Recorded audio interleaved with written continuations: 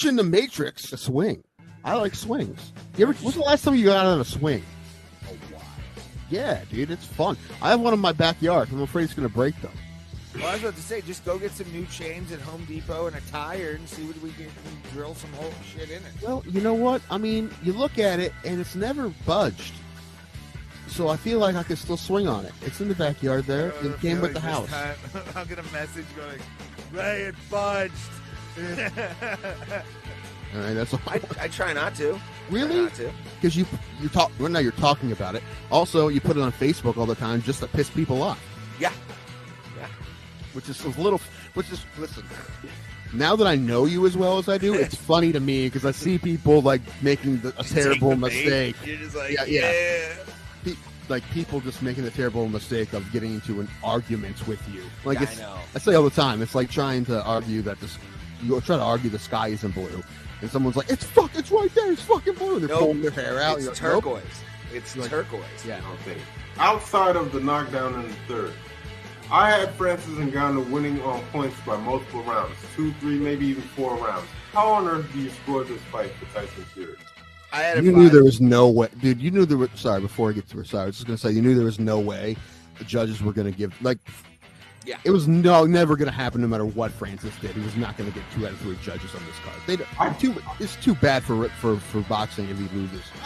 I've never ever seen a fight where I saw it. I'm like, that didn't happen though. That didn't happen. Like I honestly saw. Still to this day, I don't believe that happened.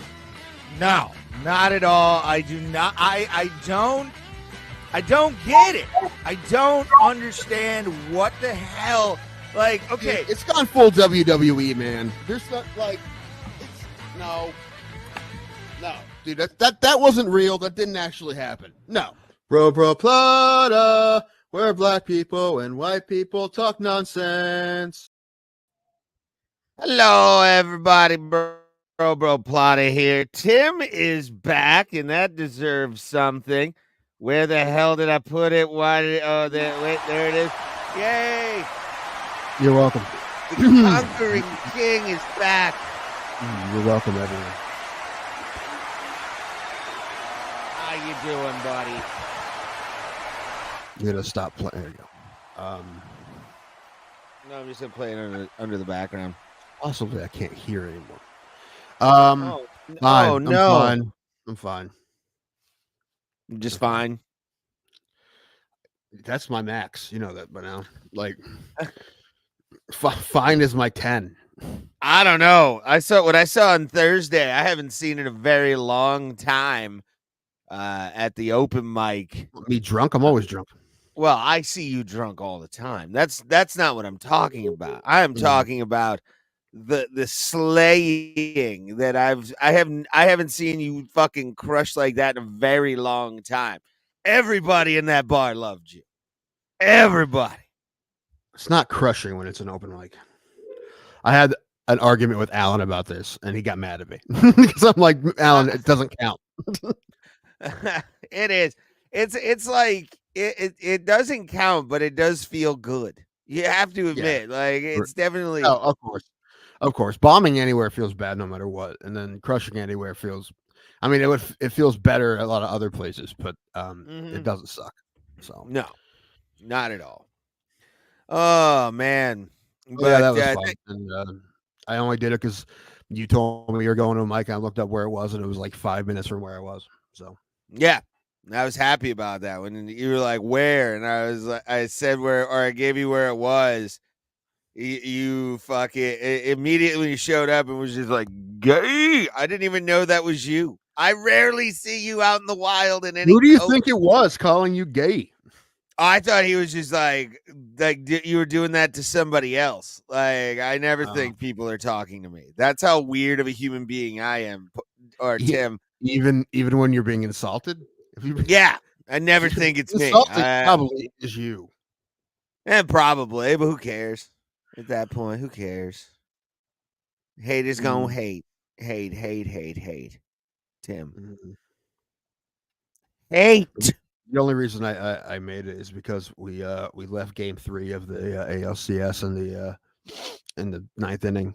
Yeah, you missed one of, and I was watching it I on honestly TV. don't think I would have survived it. I think I would have died in the ballpark. That's why I told you when they tied it up. My first thought to you was, don't jump if you're like on the third level of that fucking place. Especially when Aaron Judge hit that home run, I was like, get the fuck And then out of here. Stanton hit one after that. Yeah, both of those home runs were fucking awesome. Both of them are really well hit home runs. I disagree. I think they both sucked. My conspiracy theory is just the normal juice ball theory. Because Glossa gave up 2 home runs all year. He gave up 5 runs all year. However, some of those pitches he did leave middle. The one he gave up against Detroit, he left middle. Anyway, the thing I'll say about the Guardians is they had a great season. Yeah, it was awesome. Like every season, it ends with us not winning the World Series, and almost every season, it ended with us not getting there either. But we did get to the ALCS, which hasn't happened since 2016, and the last time it happened before that was 2007. So it doesn't happen often. So it was nice that it happened. And I mean, listen, you can say this is an excuse, but when Johnny Smith comes on here, I'll throw this at him all day. I mean, congratulations on the Yankees, but the 3 guys who kicked our ass in that series, Stanton, Judge, Soto, their combined salary this year is almost as much as the team's entire salary. No, they're playing a different sport, Ray. They're different. I mean, you're playing the same sport in between the lines, but outside the lines, it's a completely different sport because it's how Major League Baseball works. So, what I'm saying is, like, if we would have lost the ALCS or to the Tigers or lost to the Tigers, I would have been pissed. But, you lose a team like that, it's, we just do the best we possibly can. And we got to hope that's enough when they're playing 2 different games. So, so I'm saying that's why I didn't think you would fall into that category. I really didn't think you were going to be one of those people because I did see that a lot. I've always liked that. What do you mean? I've never heard you say that before. I talk about the salaries all the time. Yeah, but it's not important. It is extremely important. It's not. We can't afford any of those guys, and those are the guys who killed us. Those are those guys who won a series, and those are the 3 guys who killed us. Now, I'm not complaining. I'm just telling you. What I'm telling you is, I'm aware as a Guardians fan that we have to play a different game, right? That for us to win, we have to do differently than other teams do it. So when teams beat us with money, I don't feel as bad. I'm not happy, obviously, but when it happens like that, I'm like, listen, we're doing the best we can with what we have. And that's what we have. That's the way we have to do things. Those outside the lines, those teams are playing a different sport than us. Into the lines is the same game, but outside the lines, it's a different sport. And we just gotta. So what I'm saying is, I'm okay. Is what I'm saying. I'm okay. So you're, when it comes to like, probably in baseball is the only sport I feel like that because it's the only one that I watch that doesn't have a salary cap. Right? Okay, so again, you're using it as an excuse instead of probably the best player in the American. It's a viable excuse. I never bought into that whole. Well, then you're wrong. You're 100% wrong if you think that doesn't matter. Because let's look at the teams every year, Ray. Look, every year. This is the dumb. You know what? I'm not having this argument. It's so dumb. I'm not having it. I'll give you why.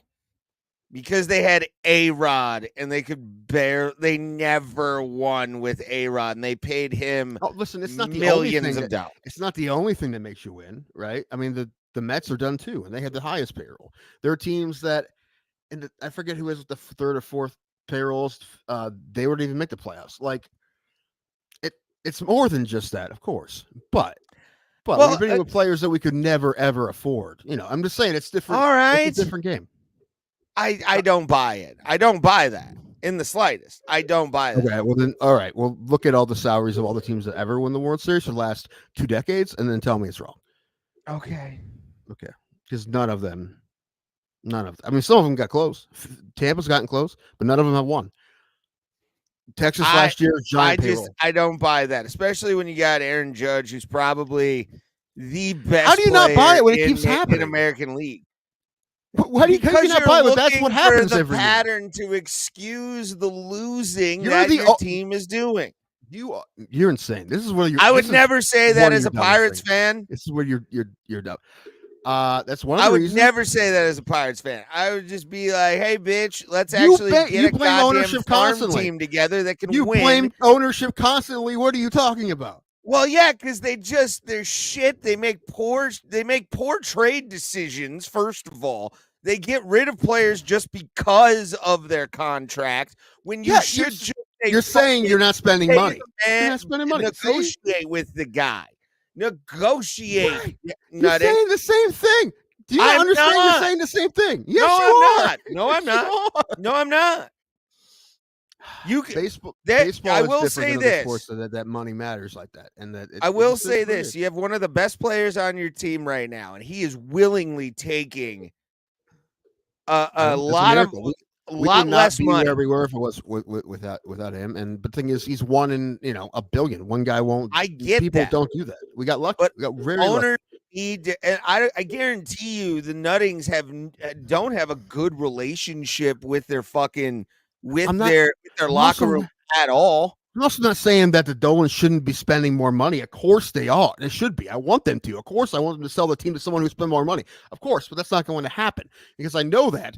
I'm like, we did what the best we possibly could with what we have, $106 million payroll.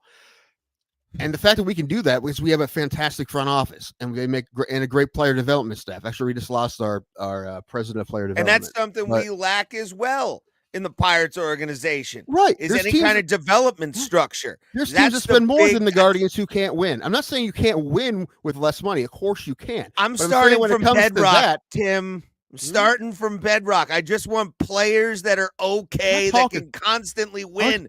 I just want a winning season consistently, Tim. That's all I want as a Pirates fan. I can give a fuck about the payroll. I'm just saying. Last sentence. We have the reverse problem. They get rid of people because they don't want to pay them. No, everyone knows that Nutting is the worst owner in baseball. Everyone knows. Well, other than maybe Oakland, but he's pretty fucking bad. Chicago too, but he's selling probably. Did you see that? No, the Twins are for sale. Oh yeah, we had to start a GoFundMe to buy the Twins. How much is the Twins? I mean, it's probably $3-4 billion, probably.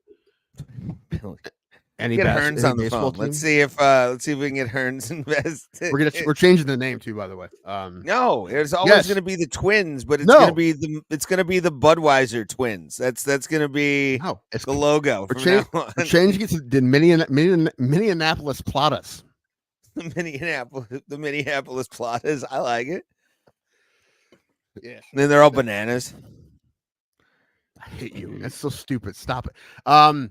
The logo is going to be your face. Just Ray's face. My buddy Mike would love that. He's a legit Twins fan. Like die in the wool. He'll go to Minneapolis to fucking see 5 games a year kind of thing. And he's one of those. And I admit it. I have a Pirates tattoo on my right arm. It's I thought that P was for pussy. It's what I get. What's up, Pale Monkey? Good to see you, pal. Chat is open. Anybody wants to jump in, feel free. Share this out, too. Tell people we exist. Thank you guys for being here. We do appreciate every single one of you that watches, even after the fact. You guys rock, too. But he has a Minnesota Twins tattoo on his, I think, right arm as well. He is diehard fucking Minnesota, everything. He has a Viking helmet with the fucking stupid things on it. Skull. I've been watching Fargo. I don't know if he watches Fargo. I've been watching Fargo. Have you? The series Fargo. Yeah. First season was fucking fire. I'm on the third one right now. They're all good. They're all good. I'm on the one with Ewan McGregor right now. Okay. He plays twin brothers. But yeah, there's 6 of them. They're all good. I watched 2 that I didn't watch one for a while, and I started again because I was just looking for something to watch. I'm like, Fargo's always good. Fargo. Anyway, last sentence, and Ray, you can disagree, but you're wrong. I love you, but you're wrong. Because being a small market team in Major League Baseball, no matter how you do it, is like trying to win a World Series with one arm tied behind your back. But now it's not like it's not impossible, and other teams do it better than others. Cleveland does it, fights with one arm behind their back a lot better than some teams fight. And they have strong farm teams. I mean, that's the thing. No, they have team players. They do a great job with it. Okay, compared to other. But if they did, imagine if they did what they do and they had a double the payroll, they'd be unstoppable. So I'm just saying they do a good job of it. They do a better job than some teams do with two arms, but it's still it is what it is. But like I said, what I'm trying to say basically is that I'm okay that they lost the ALCS. I did not expect them to be there. I said it at the beginning of the year. I thought maybe if they had a great year, they may back into the wild card like the Tigers did. But the fact they got to the ALCS, they had a second best record in baseball. Excuse me, in American League, and they had a great year. A year I did not expect them to have, and I'm excited for next year. Although the Central will be better, and the Central's already good. Really good. They will be better. The Twins will be better. Tigers and Royals will be better. The Chicago White Sox will be worse, probably. I hope they'll be better, but they won't be much better. They'll probably lose 100 games again. Yeah, they're trying to get a new stadium too. They said they're not going to spend any money in the offseason, but also they're trying to get a new stadium, which is apparently the thing to do now. Have a shitty team and then ask the city for money. That's what you do now. Yeah, that's always been the case. But but the owner is looking to sell the team, which I think he should. I mean, he's the guy that owned the Bulls during I heard about the Twins. I didn't hear about the White Sox. Yeah, that came over the wire, I think, like Friday or Saturday. And baseball I think teams barely ever go on sale. You know who should buy that team, to be honest with you? Michael Jordan. The only exactly. I think that he should buy the team. He should just buy that fucking team. Come back too. He should fucking play again. Play right field for the White Sox. Get some asses in the seats. About like dude, that would like sell every game out. I'm making myself the manager. You're welcome.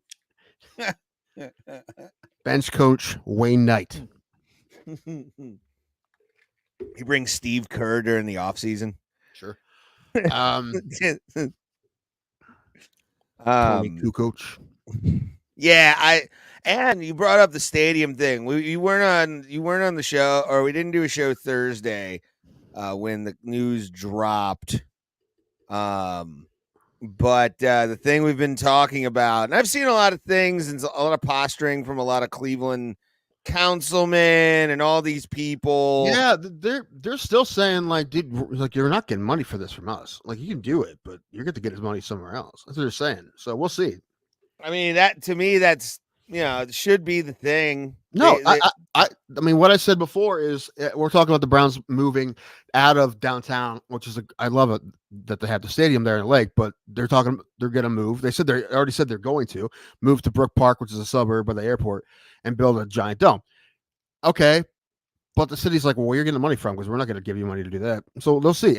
But I said before is if they get it privately funded, like the Rams and the Chargers did for their stadium in Englewood, more power to them. If the city isn't paying for it, go ahead, build it in Brook Park. That's fine. I mean, couple new stadiums now are getting privately funded. The Warriors, they wanted people wanted the Warriors out of the ownership wanted the Warriors in San Francisco instead of Oakland. And so they got their own money and they built it themselves. Private, mostly tech money, I'm assuming. But yeah, anyway, they can fund the money. They have some money. I'm not saying they're going to bust out $3 billion for it, but they can get money together from investors and shit that the city has to pay very little. And if they do that, then that's fine. I'm fine with it. But yeah, I'm with the city. Don't give them money to do that. Okay. Yeah. I just want it to be built. I'm tired of the traffic downtown on Sundays. They don't charge the taxpayers anything for it. More power to it. But if they're going to do it, you keep it in the fucking city. But I don't know now. Although now they are talking about maybe downtown being a football place now, huh? I saw downtown soccer, huh? I'm all for it, dude. Soccer on the lake. Cleveland, they bring back they make them the Cleveland Crunch. Just they'll buy the name the Cleveland Crunch, which I think would be a great one. Also heard that or the Cobras. I also heard the Cleveland may be talking about getting the WNBA back. I've seen that, and also I think how real that is. But bringing the Rockers back would be sweet. It would be. I'd buy Rockers gear as long as it's the same logo, the same colors. It won't be the same everything. colors. It'll probably be the same colors of the cast, but I would like them to keep the same name though. I don't want like a different name. I like the Rockers. Bring the Rockers back. Yeah, dude. Portland's bringing their team back. The Covettes. They just call themselves like the. Oh God, Pale Monkey is. I think he's trying to hack our computers, Tim, with whatever. Yeah, I don't know. I always see his source code. I don't understand what's going on. We are the ones. Maybe. That looks like. I'm assuming these are emojis, but we can't see them. That's why I'm actually. I'm actually going on our stream to see what they look like in chat. Oh, you know what? I don't need to know. I like emoticons better. I'm more of an emoticon guy. I party like it's 2007. Yes. Oh, that's actually kind of cool. Let's see if they show up. I see this one. Yeah. That's emoticons. So that makes sense, right? Oh, wait, what am I doing? Yeah, I can't. This is how high I am right now, guys. I was clicking. I know what that. I see that one. That one's pretty sweet, actually. I like that one a lot. That one's pretty legit. Ooh, it expanded too. Look at that. Let's see what this one is. What is that? That's a pig in a brick house? Is that what I'm looking at? Is that a glory hole? What is? Oh. Little pig, let me in. Not by the hard much in the chin. I was actually just listening to that the other day, the green jelly version. It's dead John Rambo. It's funny. There's a guy. What is his name? I can look at my Facebook. Anyway, but he's a musician from around here, but he just went on tour with Green Jelly. He played drums for him. Nice. Yeah. Nice. Gavin something. I'm this weekend I'm working and I'm also going to the Mushroom Head Halloween show. That'll be fun. Yeah, dude. I missed last year's, but I'm doing this one. It's with Laura, and I'm just using the straight up paint that I did last year or 2002. You have 2002 paint with you? It's like 20 some years old. It is, yes. Hold on. Yeah, Pulse, we were just talking about it. It's fine. Everything's fine. I'm fine. I'm alive. It's fine. You had a great year. Great year. And just like every year since 1948, we did not win the World Series. So. Pulse, check your Facebook Messenger here. There you are. That's a good one too. He updated his Chromebook. That's nice. I forget what I was going to say. Was it important? Probably not. What were we talking about? Oh, wait. Before you put that in. Hold on. There we are. Fixed it. What were we talking about? Oh, yeah, Mushroom Head. Yeah.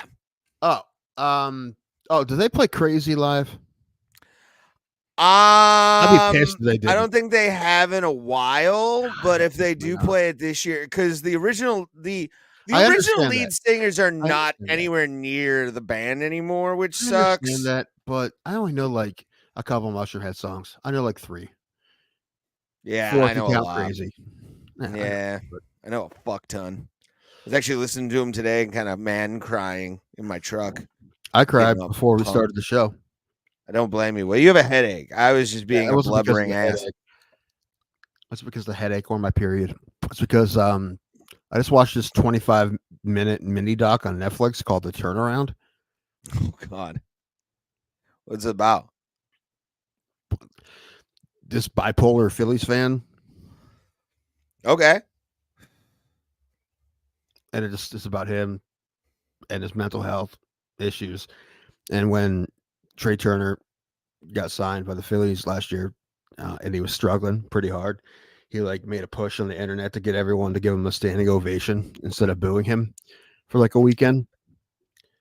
Like, man, he's in his head right now. Just fuck was telling him we're with him, and they did it all weekend. And then he started crushing the ball. he hit 16 home runs in 2 months, which is like a team Damn. record. It's pretty crazy. It was pretty cool. So it may or may not made me a little teary eyed there. Well, I bet. Yeah, something like that's pretty fucking cool. I haven't really watched. My buddy showed me yesterday. We were watching Monday Night Raw, Of course, and he showed me the story of. I am a hockey fan. I am absolutely a hockey fan, and season's just started, so I'm not really like paying attention fully. Are you going to that autistic elk wrestling show that's in Cleveland soon? No, what is it? I don't know what it actually stands for. AEW, I guess autistic elk wrestling. I don't know. You know what? I gotta be honest with you. You know how much tickets are right now for that? For anywhere in the fucking arena, basically outside of the floor. Anywhere? I don't know. $100. I wouldn't pay $100 for AEW if you paid me 100. If Hearns just answer the question. I don't know. I was guessing. $20. Okay. Where is it? It's the Wolstein Center. Oh. Go. I'm contemplating it. If it's parking, do you know how much I paid for parking on Thursday? How much? $56. That made me drive it. I'm like, that's fine. But then when I parked, we had to like scan the QR code to see how much parking was, and he's like, I'm not paying that. Let's go somewhere else. I'm like, I'm already in the spot. I'll fucking pay for it. And I'm like, I don't want to. I'm like, I'm already in the spot. And he wouldn't let me give him money for the ticket, so that was fine. I'm like, I'm not complaining. I'll pay. We're probably for Saturday doing staying at Hotel Indigo again. I stayed there like 6 or 7 times, and their valet's like 45, and I'm like, that's worth it. I think. I remember it being like, 30 or something. It might be more now, but yeah. Well, but it's like 45. Yeah, I mean, they usually just park in that lot right next to the hotel. I remember it being like. And then Ubering there is like it's only like going to be $10 to the Agora. We can hear Pulse on your my bad. You're all good, brother. How are you? No, I'm here. That's a plus. Is it? All right, I believe you. So you look like you're Samuel L. Jackson stand-in in the fucking Kingsman, like his stunt double. Those were great movies, weren't they? Fucking awesome movies. Yeah. Oh, while you're all here, now I can finally talk about the most important sports thing that happened this weekend.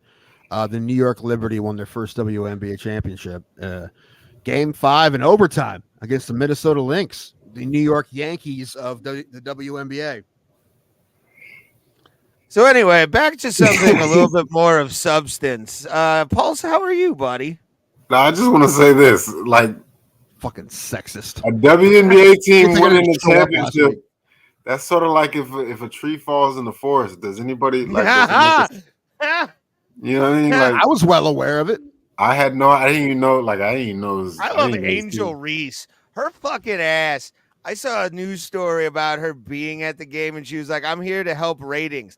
Bitch, no, you're just there. Shut up. No, sorry, that's the white girl that you hate. You got yourself confused. Yeah, I was about to say the one. How about that? By the way, we didn't really talk about the WNBA playoffs and all that stuff. Once Caitlin Clark was off television, apparently the ratings dropped by like 90%. Nobody gave a fuck about the WNBA fucking stuff, and as they shouldn't. It's still on the uptick though. That's just good. Apparently, Pale watched it, so the officiating was horrible in the final game. Okay. Was it all women refs? It would have been funny if for the final game they made this all dude refs. Like, what? No, we want to get this right. We got. We're not sexist. We call penalties on both sides. I didn't tell you a couple weeks ago. I went to one of my niece's tournaments, and for the final, they decided there was 4 fields going on all day, and they had 1 umpire on each. When they went to the semifinal, they had 2 on each. When they went to the final, they're like, let's just pay them all. Let's just have 4 umpires, which is in theory is good. But these are umpires who never work in 4s, ever. They only ever work in 2s. And a lot of times they work by themselves. So it was really funny because it was like too many cooks in the kitchen.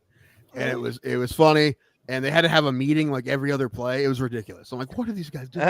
Listen, I'm an umpire. I don't give shit to umpires. But I thought it was just funny because they're just like, dude, why?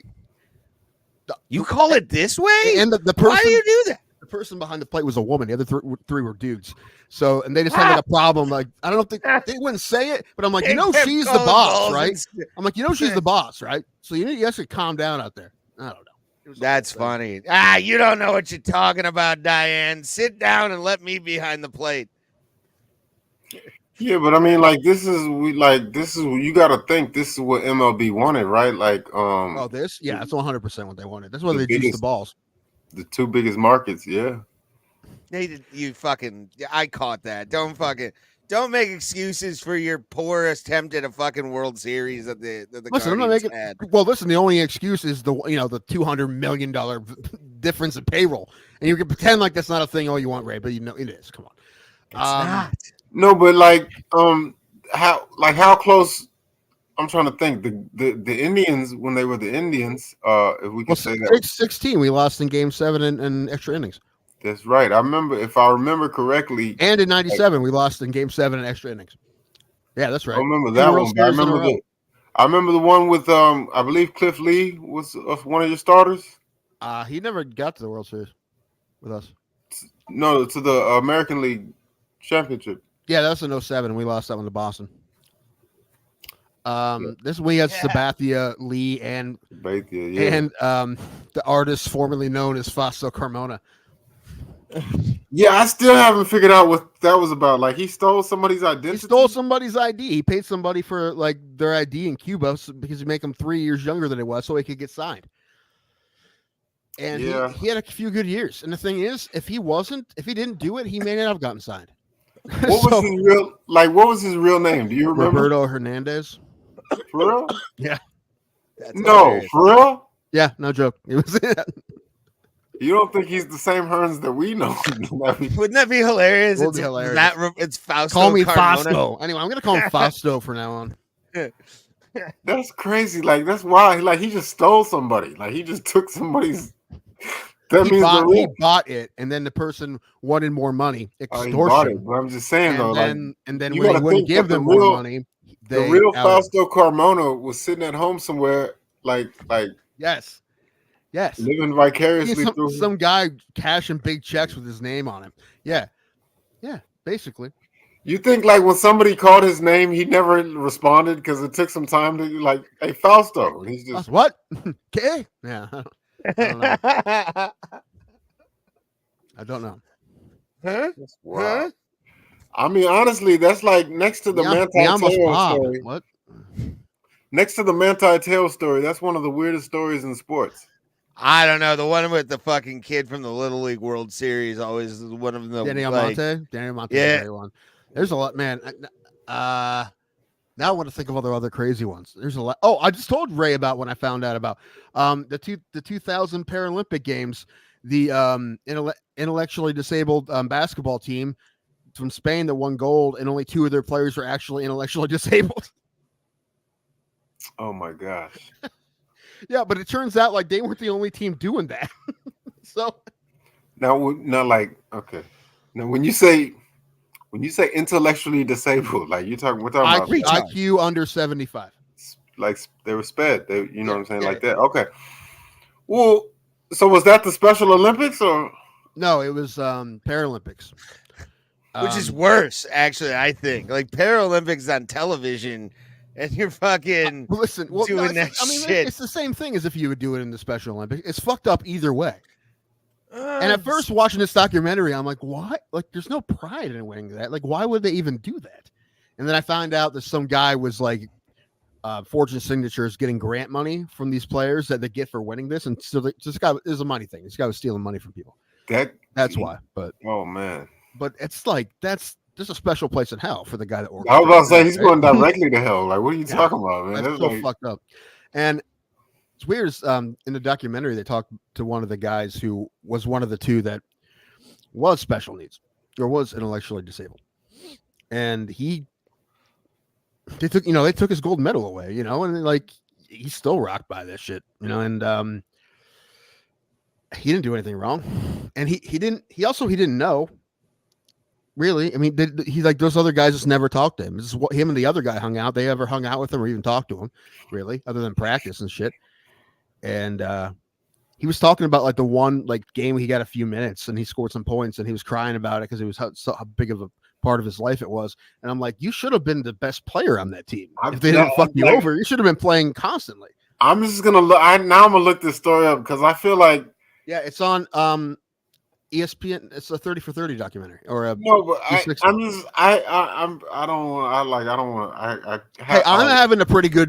I'm having an easy time telling the story without saying the hard R word, Pauls. No, that's what I'm saying. I low key don't want to make this statement only because I feel like I gotta be like, did they downplay their skills in order to?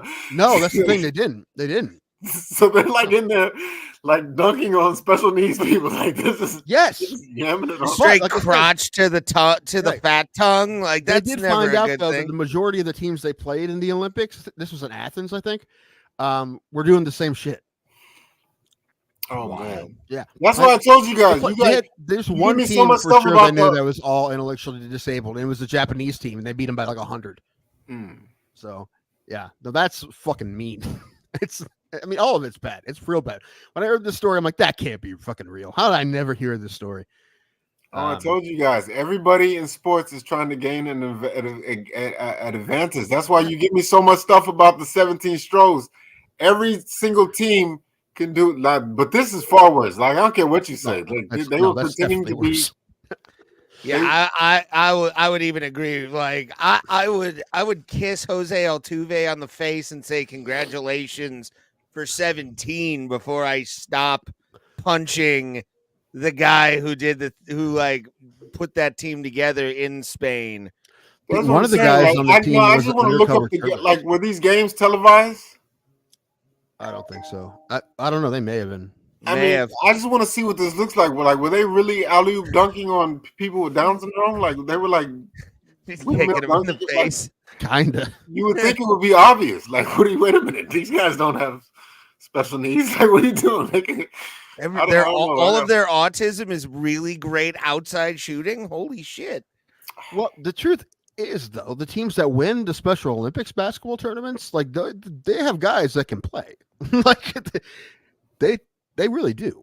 Oh yeah. It's wild though. Fucking wild. But yeah, that's another one of those crazy sports stories. And that one I just learned about. It's absolutely insane. Well, I just found out something that I never knew.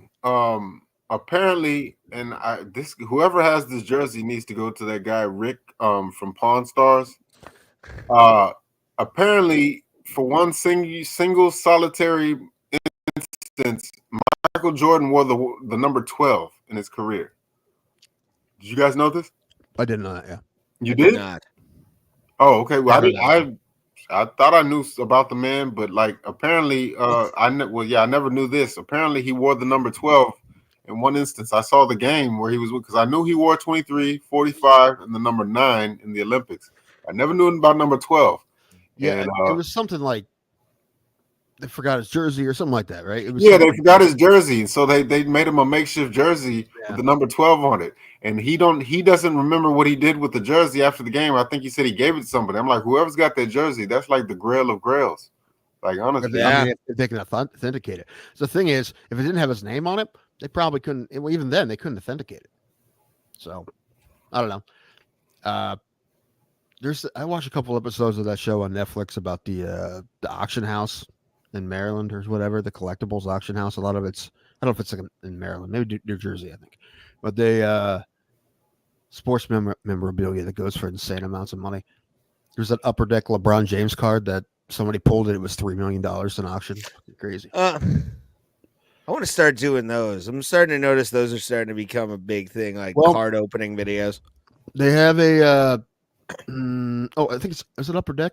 Just they Yeah, made UFC they made is- a card with part of Jhonkensy Noel's batting glove from Game 3, and they made a card, Ooh. and it's going to be somewhere in one of those packs somewhere.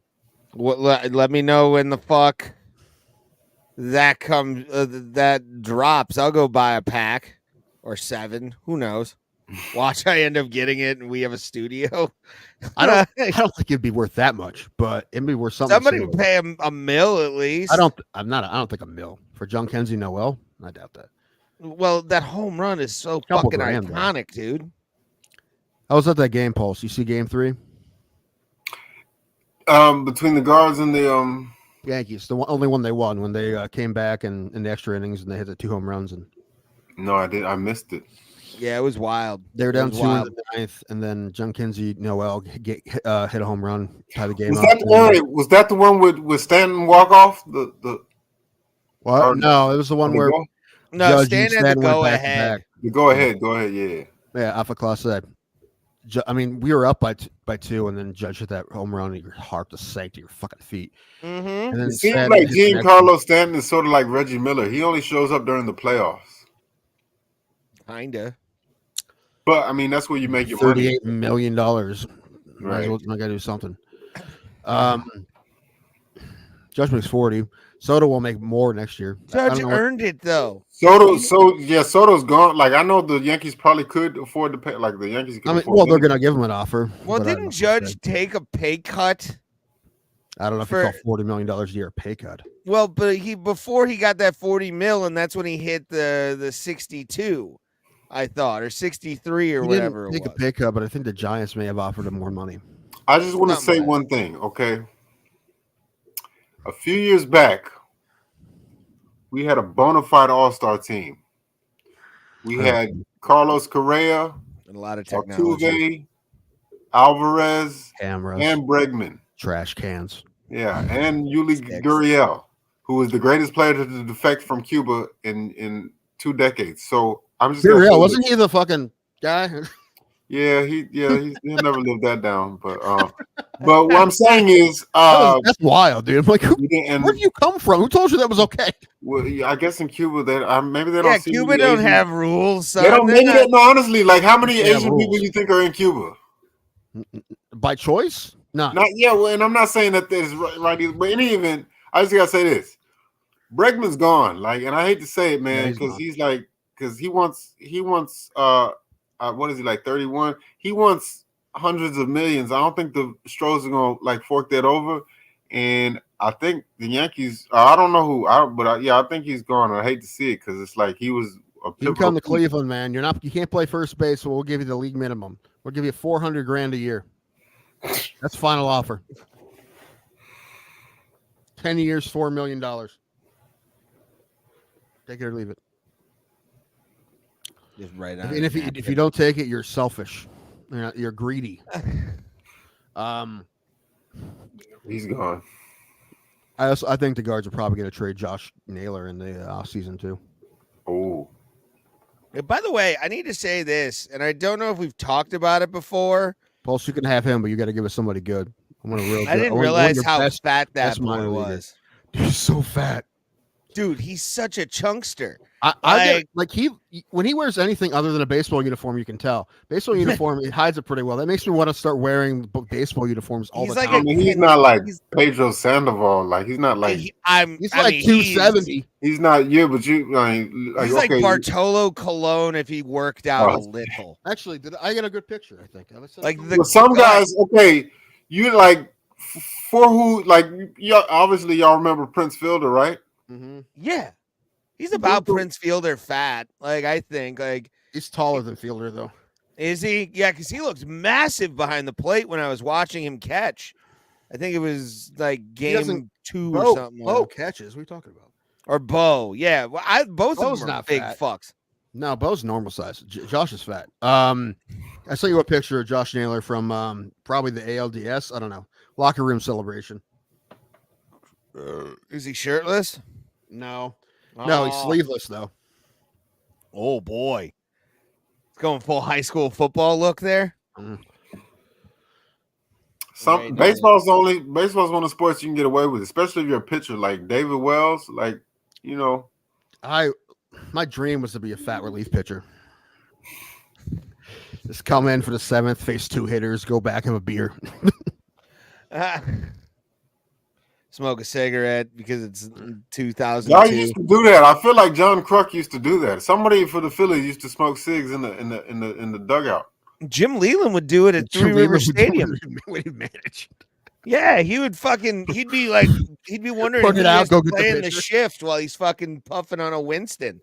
There's legit photos of fucking old Jimmy Can you L. pull this picture up, Raymond? I'm waiting for my shit to load here. Okay. I gotta update I gotta update the Chromebook. It's I think slow the right side now. of my face is finally paralyzed from bad dental health. Oh yeah, all right. Or you just it's now all gum and you don't realize it. You still taking those Ozempics? Yeah, it's not working. Cause you're eating like a fucking. It's supposed to make me stop eating, Ray. All it's doing is making my legs atrophy, dude. My legs are so fucking. Because you're not supposed to be eating so much on it. That's not how it works. It's supposed to make you not eat, Ray. You're supposed to not eat. And it's supposed to make me not eat. Did you say that you don't like ground beef? Is that correct? No, if I said that about Taco Bell's ground beef. Okay. Well, y'all have Costco's up there, right? No. You don't? There's one in Canton. It's like half an hour from me. We usually go to Sam's Club though. We are a Sam's Club people, but basically the same thing. Okay, yeah, we got Sam's Club, but I'm just saying. But do they sell those like whole rotisserie chickens that are already cooked in there? They sell them at Walmart. Okay. I get pulled rotisserie meat from Walmart. It's just like basically it's rotisserie chicken, and they pre-pull the meat out and put it in a little thing. People are lazy nowadays, man. You can't even cut up your own chicken, man. Like, I have 2 of them in the fridge. I'll show you. But they're like, yeah, but it's just pulled rotisserie chicken. It's good though. And I eat a bunch of that. But I eat a lot of chicken. But today my mother was like, "You want pizza?" I'm like, "Well, if you want to get pizza, so then there's pizza." And we went. Yeah, but those whole rotisserie. Okay, go ahead. Oh shit. Okay, you weren't lying, man. Dang. I didn't realize. What a good picture. Look at that. Look at those man boobs hanging out. Side boob. You got side boob hanging out. You know what? Like in the jersey, it doesn't look like that. Like it doesn't. That's what $15 million costs a year. Looks like right there. He looks like a Samoan gangster. Canadian, baby. My man's eating good, bro. He's eating good, man. He's eating good in the neighborhood. Dude, since we got him 4 years ago, he's gained like 70 pounds. Yeah. But the thing is, he's hitting more, so who really cares? The only thing is, he has 1 year left in his contract. I think he'll probably get about like 20 a year from free agency, which means they won't sign him as a free agent. And they have 3 guys on their roster right now that can play first base at least. So I feel like there's a really good shot they trade him. Send him to Pittsburgh. It's fine if you give us Paul Skeens. You can have him. No. All right, Mitch Skeens Keller. is ours. We'll take Mitch Keller then. Sure. Or I don't know who you got in AAA. We can probably get a good prospect for him. I mean, geez, we got Kyle Manzardo for Aaron Savali. If we get somebody good for him, we'll trade him. But we're not going to lowball us here. You're not going to lowball us. We're going to get you Andrew McCutchen and a used baseball bat. No, that costs more. I don't want that. It's terrible. McCutchen's still playing, bro. That's wild. I think he's probably got maybe a couple more seasons. He's going to retire as a Pirate, I think. That's what he's going to do. He's been playing the way he's been playing. But then I gotta say, like, apparently the Stros, from the word around town is they're gonna re-sign Verlander, and he's 41. But by the start of next season, he'll be 41. Yeah. Our buddy Andrew Law, who's been on the show before, is fighting on December 7th. The guy he's fighting, by the time they fight, will be 40. What promotion is that? Old man, Future of Fighting out of Louisville, Kentucky. Oh, okay. Louisville going to have some smashings going on. Is it at Is it at that place again? What is it? The African American Heritage Center or whatever? No, yeah, it's not a different place. Damn it! Come on. I want it so bad. I'll Well, that try. reminds me. I might go to that though. I've been thinking about it. It's 5 hours away, and there's a Marriott right next to the venue, that's a selling point. Nice. Like stumble distance. Yeah. What are you gonna say, Pulse? No, I was just gonna say I don't know if I brought it up on the show before, but like I never did see that. I'm sure it's out of theaters by now. But that David Allen Greer movie, The League of Extraordinary Negroes or something. I forget what it's called. Secret Society of Magical. Yes. Okay. It's on Great Peacock. stop. I think. Good stop right there. Good editing. Yeah, you cut it off right at that. You got off the train as it was taking off. Because I knew you knew what I was saying. That was good. Like all. I wonder, like honestly, I wonder how it did at the box office. I feel like not good. Probably not good. It went to Peacock pretty quick, I think. Oh, it's on Peacock right now. It was last time I checked. I don't know if it still is. I haven't watched it. Secret Society of Magical. I got my Negro League baseball hat right here, guys. My Negro League baseball hat. If you haven't seen that. Hey man, that's clean. Like I would rock that. It's the American Society of Magical. It's not a slur. It's not, the other one is, but I'm just saying it's like I know, but still, YouTube likes to press that ban button really quickly. Oh, is Jay's out? He's back. That's right. We confirmed that. Yeah, 2J's is out of. By the way, it's on Prime Video. Okay. Tim, it was on. I'm trying to see. I gotta. I'm not even gonna type this out because I feel weird about it. But let's see what the box office was for this movie. Box office $135,000. I just all watched of that is like in Harlem, like a theater from Harlem. I watched the Bad Boys movies. I realized I never saw the third one, so I watched the third one, then I watched the fourth one. They're fine. You know, Michael Bay doing Michael Bay shit. So the budget was $15 million. Good. Did they recoup that? The domestic $1,246. Oh, the international one's even worse. Oh no. There's the word American in the title. Of course it does. Domestic is 2,480,645. Ah, jeez. How much? Okay, I'll give a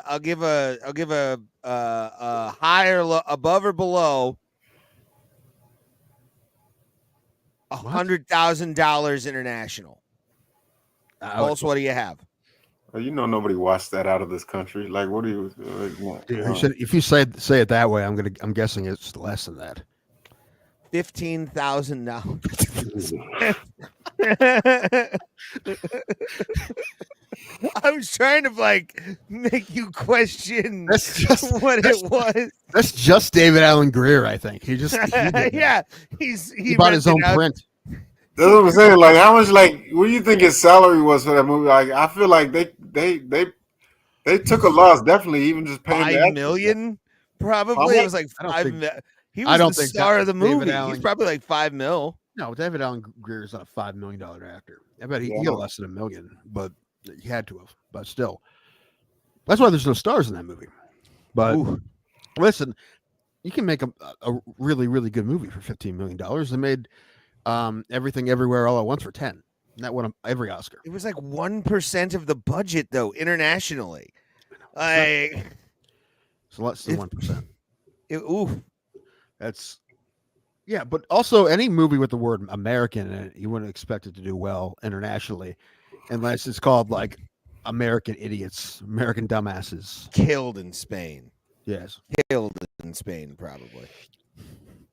It did $400 million domestically. What was it called? It's called Americans Getting Railroaded by awful writing. Europeans, yeah. Oh man, yeah, that I feel bad for David Allen Greer for being in that movie. When I saw he was in it, I was like, "Are you fucking kidding me right now? You could be in so many different good things, David Allen." I really Why? want to know who else they offered that to. Probably went down the list, man. They probably like, we is there can't another get Kevin No, Hart. I'm not David Allen Greer type in Hollywood? LeVar Burton. Yeah, LeVar Burton could have been one. I'm sure they want bigger names before, like they offered to probably everybody until they probably even tried to get a hold of Samuel Denzel Jackson. Washington sends his All jokes regards. aside, I feel like strictly off of residuals, LeVar Burton's doing pretty good. He's on a new show, a new game show. I think he's got coming out. No, but I mean, like, not even Star Trek. But what was the other one when we was kids where he would read books? Roots. Oh, he wasn't allowed to read in Roots. No, Reading Rainbow. Yeah. Like, I feel like he's doing all right. I don't think he's hurting. That was a good joke. I don't care what it says. I got it. That was. You fucked up. poured all It's your fucked up. white Very guilt fucked into that one. Very fucked up. But he played a slave. That's Yeah, he was Toby. Yes. That's not his name. By the way, have you guys noticed that that's making it for some reason?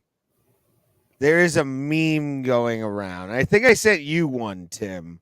This Roots from meme? You did send me a Roots meme. Yeah, I didn't watch it though.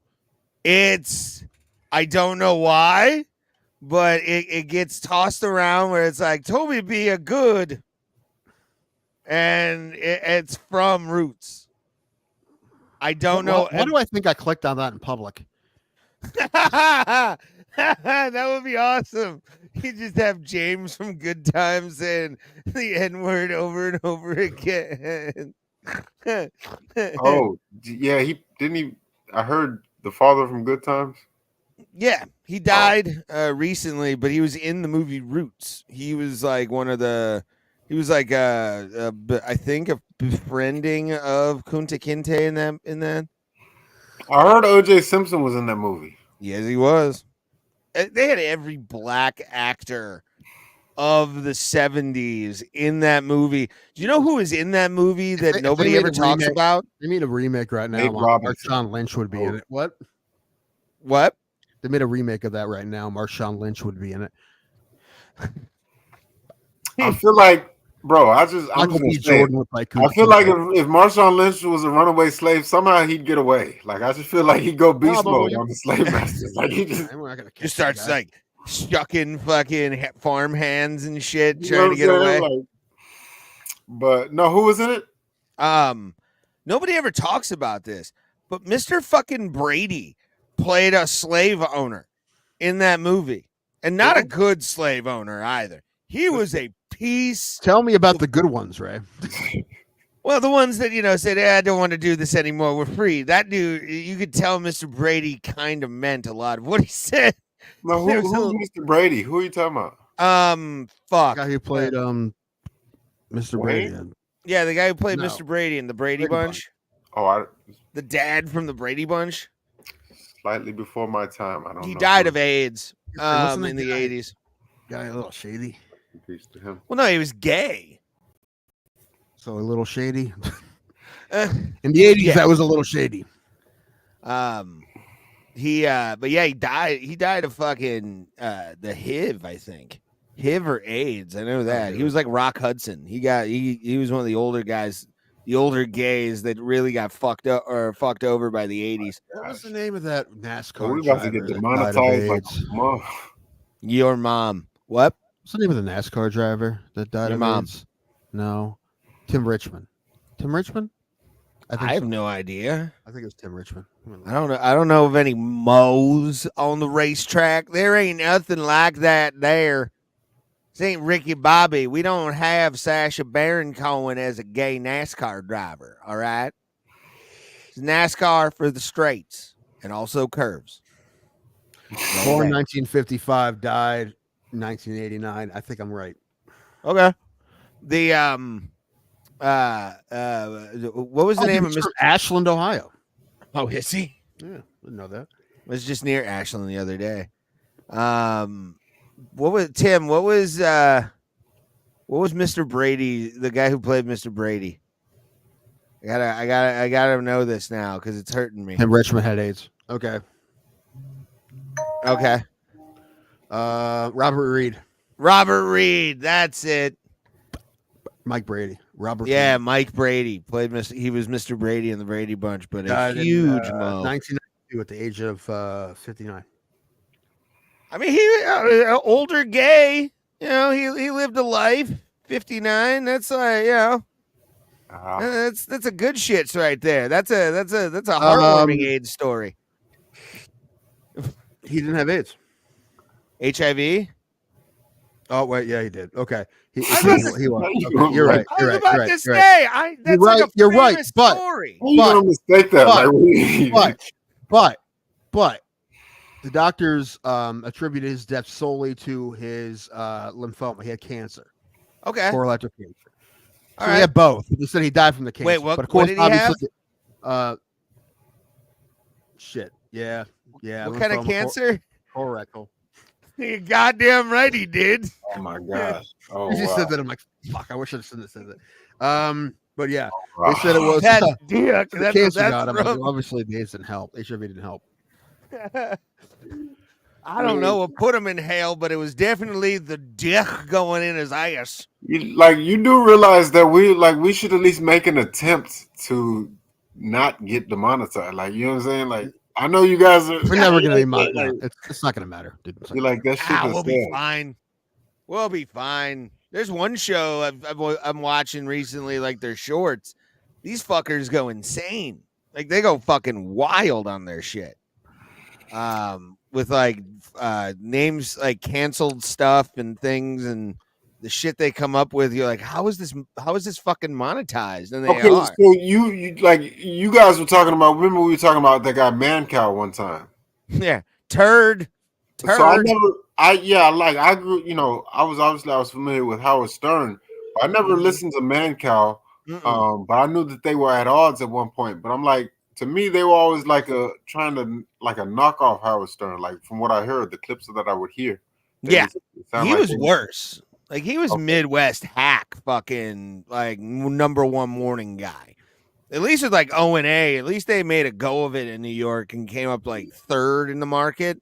I mean, as far as terrestrial radio, I never when I would ride in the car with my dad, I never heard of a lot of these guys. Like he would either listen to Limbaugh or he would listen to Stern. So as far as I knew, those were the only two guys. I never heard of these to guys. Rush Limbaugh.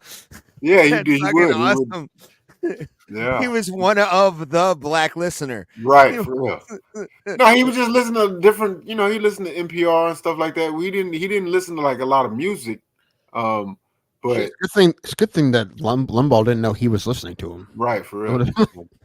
You know about that guy. I want listeners, but not that bad. A black guy like. But no, like Limbaugh. Ratings that bad. I'm not gonna lie, Limbaugh. I feel like Limbaugh is like the father of Alex Jones. Like, not really, but I'm saying like they kind of somehow Jones is crazier, which is hold on, I'll be back. I remember watching him on ESPN the day he said what he said to get himself fired. I remember watching that live, and I was young, and I was like, I feel like you can't say that. That was like, back then in early 2000s or whatever it was. I'm like, I feel like you can't say that, man. And then I heard he got fired for it. I'm like, yeah, that's what I thought. I was a teenager, and I'm like, I feel like you can't. That was before cancel culture, but I'm like, I feel like you can't say that shit on TV, bro. Yeah.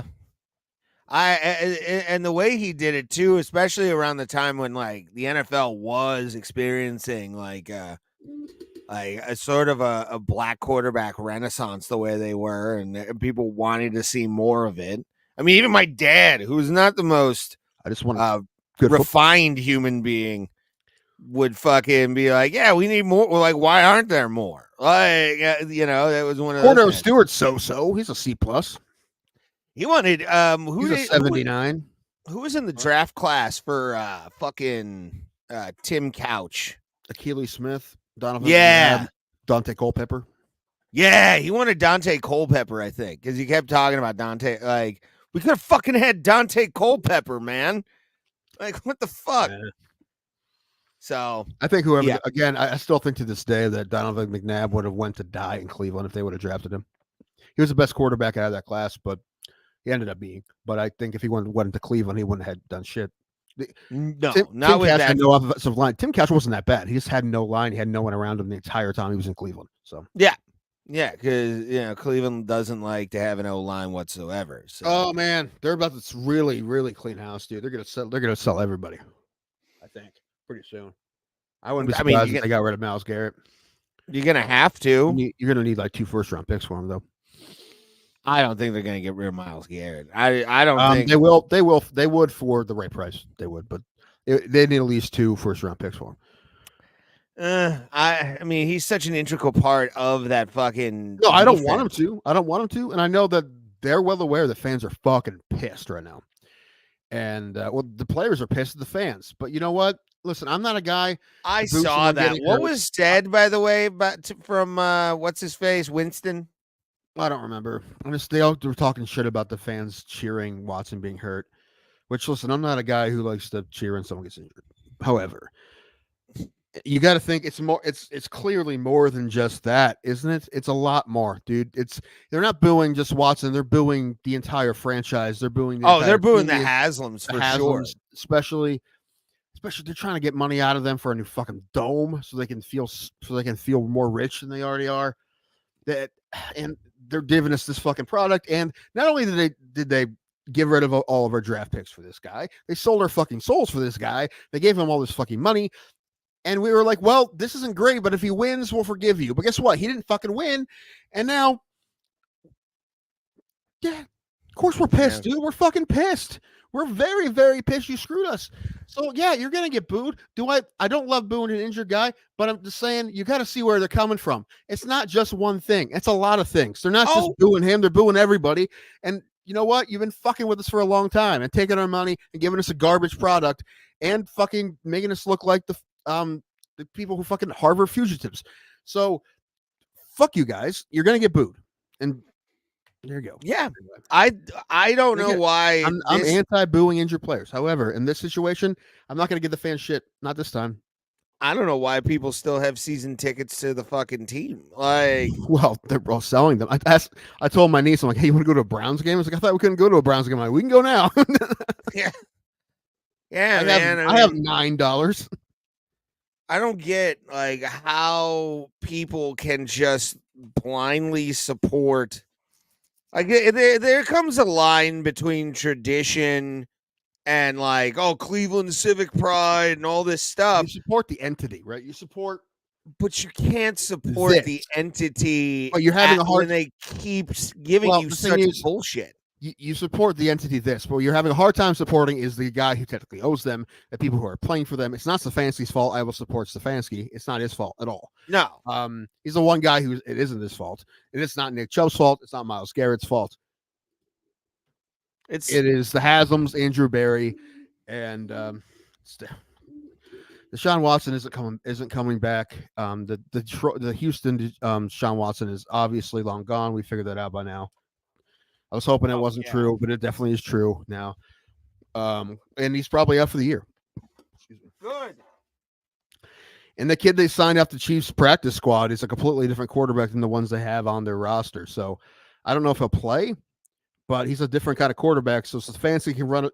He can run the kind of offense he ran with Flacco with Bradley Zappi. Bradley Zappi, former Hero of the Week, by the way. I don't know if you remember that. I do not. Back when he was at Western Kentucky, I think. He had like 6 touchdowns in a game or some shit. I don't know. I remember. Oh, okay. Yeah, I remember a Western Kentucky one. Yeah, that was when he was in college. But, yeah, they just picked him up with the Chiefs practice squad. Don't know if he's going to play or not. Whatever. The truth is I haven't been watching the Browns much at all because I've been at tournaments and shit. My niece had her last tournament of the fall. They won. Nice. They won 6 out of the 7 tournaments they played this fall, which was from August 31st to last Sunday. They went 33-4. Nice. They kicked the shit out of a lot of people. That sounds like it. They're a fucking rec league team from New Philadelphia. So good for them. They weren't even supposed to be there. Not even supposed to be there that day. Kicked the shit out of them. My niece was telling me that one of the coaches last tournament when they were up real big on a team, and she's like, it's in between innings that she's due up first, It's just she's warming up, and he walks out and goes to her. He's like, "You guys are pretty damn good for a rec league team." Yeah, they are. They're the best around. Nothing's gonna ever keep them down. Yep, they but now they're thinking about going to going to a tournament in Myrtle Beach this summer, which we're talking, It's 10 like a hour couple drive grand each. Yeah. Yeah, the tournament's $3,000 to get into it, but then then all the families. I mean, I'm sure all the families won't go. Well, I'll try. I'll see. But the thing is, I still want to go to Vegas. Oh, what's up, D-Man? How you been, brother? Man.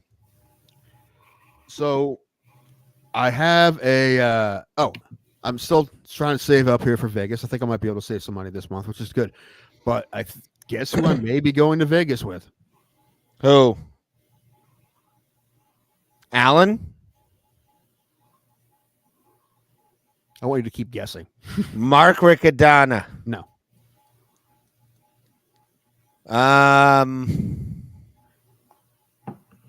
Not a comedian, I'll tell you that. It's not a comedian. We'll knock all those out. Okay. Your mom. Yes. Nice.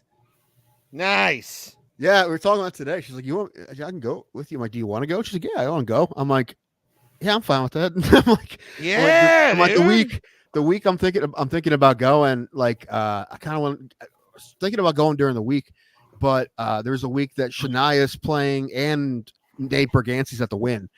And if I go during the week, I can only go to one of them. But if I go on the weekend, I can go to both. But it's kind of expensive. And I'm like, well, there's two of us. I'm like, oh, okay, no, we can definitely afford it. There's two of us. So she's gonna see if she can get off work. But yeah, I think yeah. I mean, we can do like for under $600 a piece at for 4 days, Wednesday to Sunday, at Planet Hollywood or Paris or something. And then Shania's at Planet Hollywood. So we can go to that, and then we can go see, or at least me. I don't know if she wants to go or not, but see Berganti at the Win. So I really want to see Berganti. Nice. When I saw he was there, I'm like, that'd be sweet. If I could hit both of them in the same trip, that'd be cool. Yeah, that'd be dope.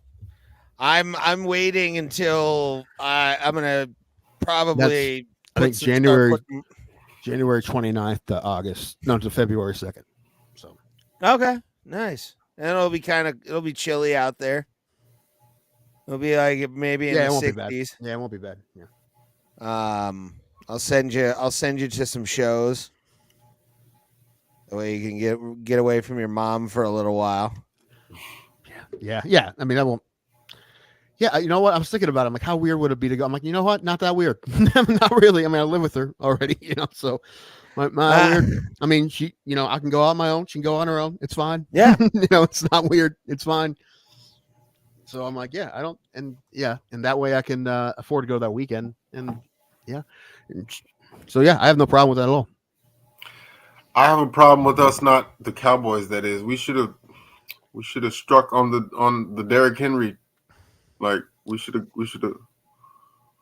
pursued him. Did you see that video I sent you? The what your team says about you, Dallas Cowboys. I sent you a Dallas Cowboys one and a Houston Astros one. Oh yeah. Did you see them? I sent them. No, sure didn't. What, in Discord? I think I said those on Facebook. Yeah, I think I've sent him the Dallas one. Maybe I sent him the Dallas one and the Houston one. I don't remember which one the Dallas one says, but Houston one's good. What your favorite team says about you? If you're an Astros fan, you crave dick. Fuck you. Yeah, that's, You know what? Do you wait a minute? Okay, so you're Browns guards and obviously Cavaliers. Cavaliers. Oh, what? So like, who is y'all's best player? Donovan Mitchell. Donovan Mitchell, right? Mm-hmm. Is what's his name still there? I couldn't tell you because I do not know who you're talking about. Kevin Love. Tristan Thompson. I think it's who is he still in the league? I think so. He's the back of the bench for the Cavs. Last time I checked.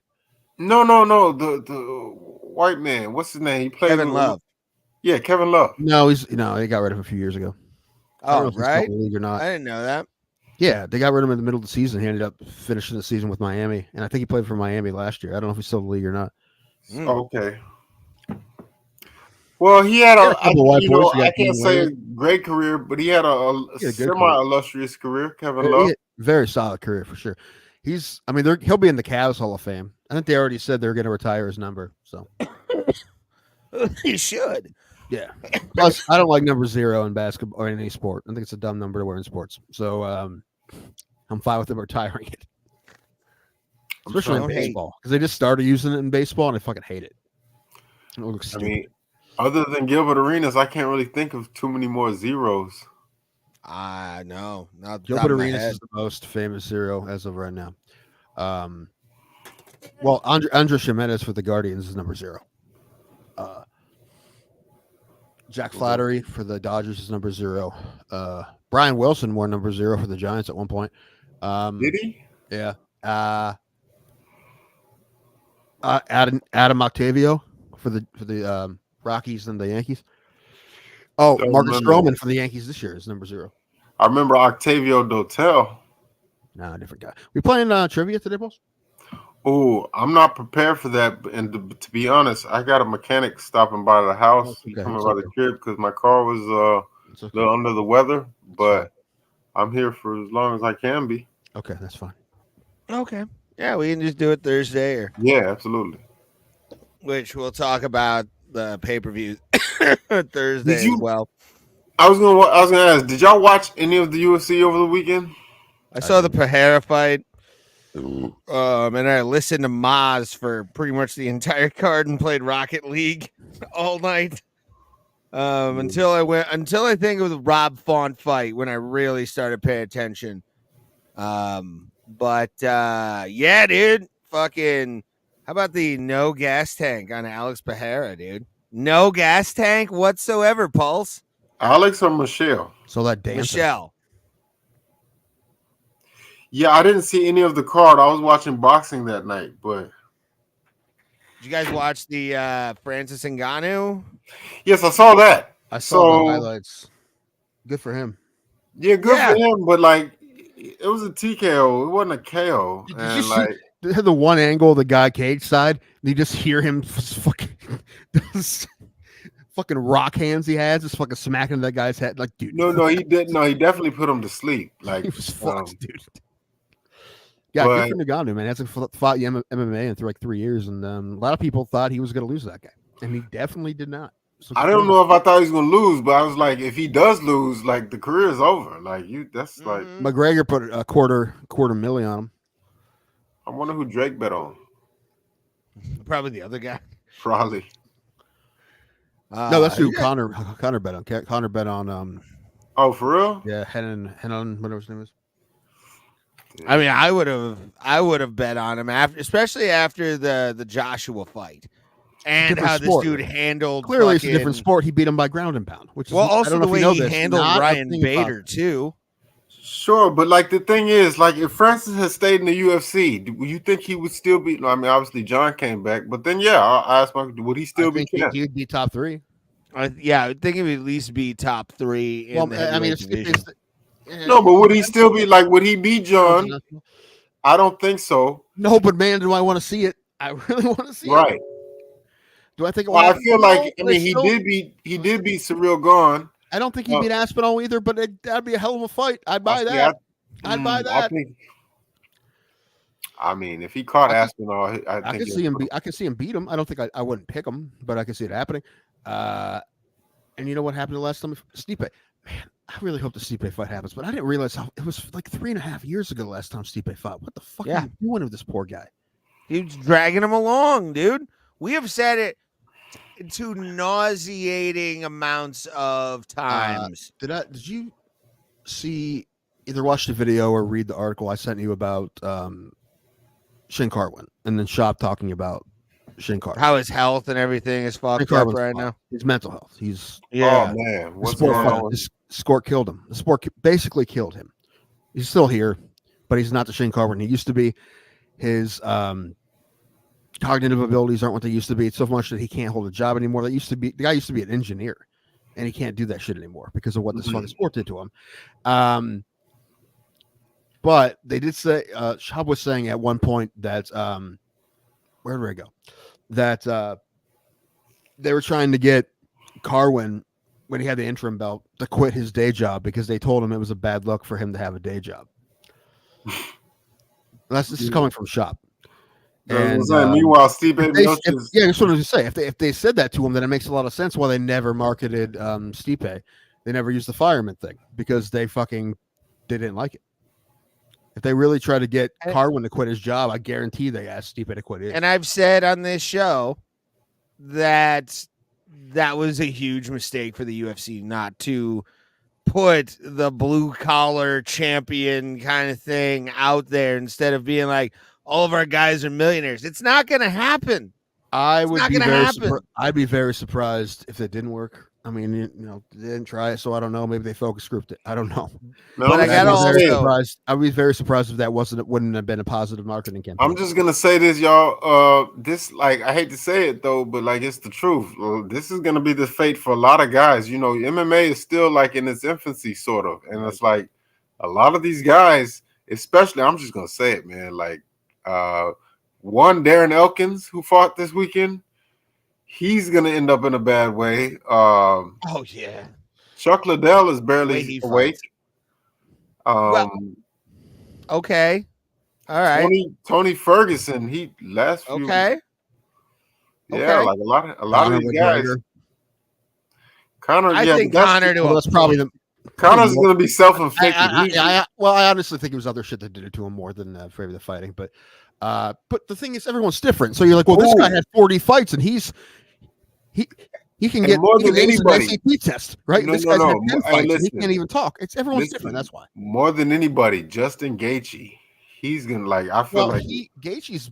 This is how Gaethje talks. I feel like he's always been that. Though. Like the Diaz brothers. Like that's how they talk from birth. Like I'm just saying, but I understand that. But like the damage that he's taken, Gaethje, even in the fights that he's won, he's been like, Yeah, I mean, I hate the body keeps track of everything you ever did. Taking a lot of damage. I feel like the body keeps track of everything you ever did, and I hope it's worth it to these guys doing what they do, and I appreciate it. They're doing it for our entertainment, but plus it's not just that. Some guys did other, either they did other sports or football. They play football. They could have been the football probably got Carwin before the fighting did. Not to mention the training, and then probably leading up to being fighters, they got in street fights. So it's like all of this stuff is gonna, right. If you didn't see that thing, Paul, so I'll try to find it and send it to you. It's an article, but also it's a video of Schaub, and like I don't hate him. I'm just not, I don't find him super entertaining. So I don't watch his shit. Yeah, I don't like stand up, but I mean, as a fighter, he was mean. He's a decent fighter. But he was talking about Carwin. He was like crying. He was saying all this stuff, and yeah, it's rough, and it makes you wonder why the fuck you watch a stupid sport.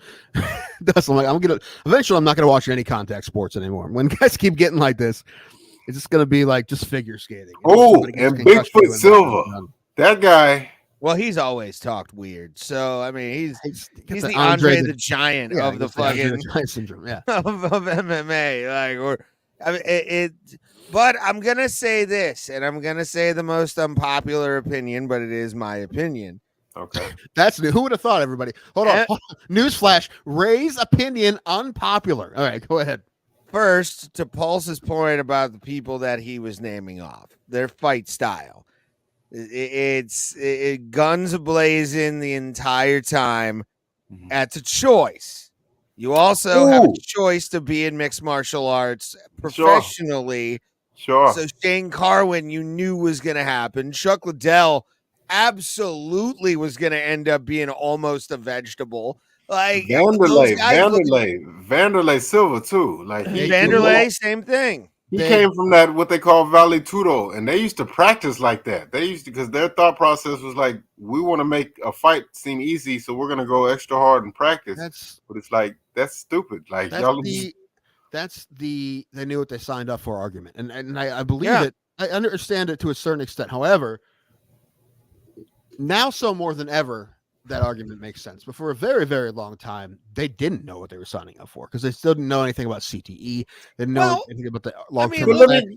I just want to interject with this. Anyone tells a 20-year-old, "Hey, this is going to happen to you," like that's not going to happen to me. They could see Muhammad Ali. They could see fucking some of the guys who were speaking on boxing shows and noticing that these dudes, after 50 fights, were fucked in the head after they stopped fighting. I'm just going to say this. Like, we see what happens to hockey players and football players, and they're wearing pads. Yeah. Players kill themselves more than anybody somehow. John LeClaire. Like three enforcers killed themselves in a calendar year. Yeah, probably. Yeah. But again, it's buyer beware, dude. Like, I hate to say that, but you made a choice. Before I got my umpire license, I had to take a concussion protocol test, and it was, it took 5 minutes, and it wasn't a big deal. Anyway, but I do believe that anyone in any contact sport should be giving basically a PowerPoint or a fucking seminar about what this will fucking do. Make sure they fucking know. Make sure they know. That. The only person I see gym should do it. Every fucking boxing gym, MMA gym should have fucking these seminars with doctors every fucking year, and they should be fucking mandatory if you're going to be in those classes. Same shit. I only see two people walking out of here unscathed. One is John Jones because he knows how to angle himself to keep himself out of damage. It doesn't matter always too, because some people are more predisposed to concussions. It doesn't matter. You could be a guy who never stands. You could be Ben Askren, and you get one concussion, you can be fucked forever because you're just predisposed. Okay, but that's So I was gonna say, Shavkat Rakhmonov. All of his fights are wins and finishes. He rarely takes any hits to the head. So there's gonna be guys who've had insane careers when they get tons of wars when they get hit a lot, and they're going to be fine because they're not predisposed. Now, does it affects? Is it? I'm not saying that never matters, because sometimes it matters, but it always matters. Well, not if you're not some people are predisposed, some people aren't. For genetics, yeah, but they have these tests when you turn your fucking head or your brain into mush from knuckles going at it all the time. You know what? I understand some of these guys talk like this, but I'm just gonna say this. Like, I'm gonna speak frankly. Okay. Over the course of her career, you can see a shift in Holly Holm. Like, she's talking slower, and she developed a lisp that wasn't there. Yeah, probably. And like, even before she even got into the UFC, she was viciously knocked out in boxing a few years back. And like, again, these people know what they're signing up for. I mean, if you haven't paid attention to boxing in the last 60 years, then I'm sorry. You've seen what's the one cat's name? The British boxer, small guy. Ricky Hatton? Hadley, but it's like Hadley. Yeah, you said it.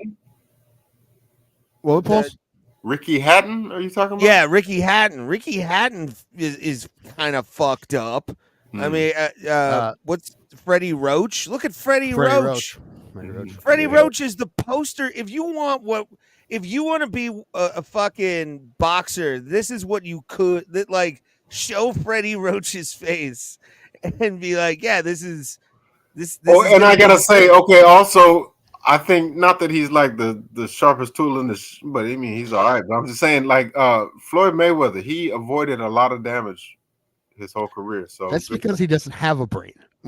I'm just saying. Well, I'm saying whatever was there. Read. That's what I'm saying. Whatever was there is still intact. So that's what I'm saying. Thankfully, that Philly shell. That's mean. I apologize. Being able to move his spared him. That's all I'm saying. Well, yeah, technique will get you absolutely where you need to go. But again, we're talking about guys who had Mickey. Is Mickey Ward still alive? I believe Arturo Gotti. Mickey Ward. Yeah, Mickey Ward's alive. Yeah. Okay, well, how is Mickey Ward doing after the Arturo Gotti fights? Like, I don't know. I mean, Gotti's dead, but it wasn't. Yeah. Well, it depends who you ask. According to the authorities, he killed himself. But did y'all see that documentary that I think it was Netflix or something or ESPN on Gotti? On Arturo Gotti. It was some dubious circumstances for sure. I want to say this when you're talking about Holly Holm. Holly Holm's in his 40s, so she still looks pretty good. I will sign up to feed her applesauce. I mean, like, somebody's going to do it to get her to do it. Like, I'll sign up right now. As long as she keeps it tight, dude, I'll feed her applesauce. It's just, you're like, I'll bet you don't have to reimburse me for my smock. I'll just come in one. I apologize, and I really hope that doesn't happen. But it's me just saying Holly Holmes hot in a very creepy, fucked up way. No, I have my own scrubs, guys. I have my own scrubs. Brought my own, dude. I'm a big Seether fan of my own scrubs. I'm just saying it's a price to pay doing this stuff. It is 100%. And I really, really, really, really would like even fucking middle school, high school football meeting with the fucking parents, and you see a video of Steve Gleason with his ALS, and like that. You see Kevin Mack ALS, all these guys. You fucking need to watch all of it. Talk to the guy but video testimony from the guy Will Smith played in concussion. That dude, all of that shit, all this. They need to know all of that, and I feel like criminal for not making sure everyone knows that. They just said they confirmed. I think I spoke about it. Brett Favre has what do you call it? Parkinson's. Yeah. And then I also heard that that's from football. I imagine. And then I also heard that they said I believe Vinny Testaverde. Y'all remember him? Yeah. Early onset dementia. So it's like I feel like same thing. Yeah. Yeah. Like we love Bernie here, but we all also know that if you're a Cleveland Browns fan, you live in the greater Cleveland area, you know there's a good chance that you might have to help Bernie Kosar find his way out of a Kroger. That's something that may happen in your life. You're like, oh, there's Bernie. Let's help him out. Bernie, come on, Bernie. The quarterbacks really have it bad because they're the ones taking hit trauma, but like the running backs, it's their legs. Like they said center was the worst one. Listen, everyone but Steelers fans will remember Mike Webster for the guy who the patient won CTE. And that's kind of like from beyond the grave. He did something good for humanity and football, right? Even though the NFL did their darnest, man, we don't give them enough shit for that. we kind of like swept. I mean, we know it happened, but the fact that they try to sweep that so hard, why do we let them get away with this shit? I don't know, man. Because I think they tried to deny it for so long, and then eventually they couldn't, and so now you have things like, listen, Tua coming back. Damn, man, Tua should retire. Who? Tua. Tunga Vailoa? Yeah. Why? What happened with him?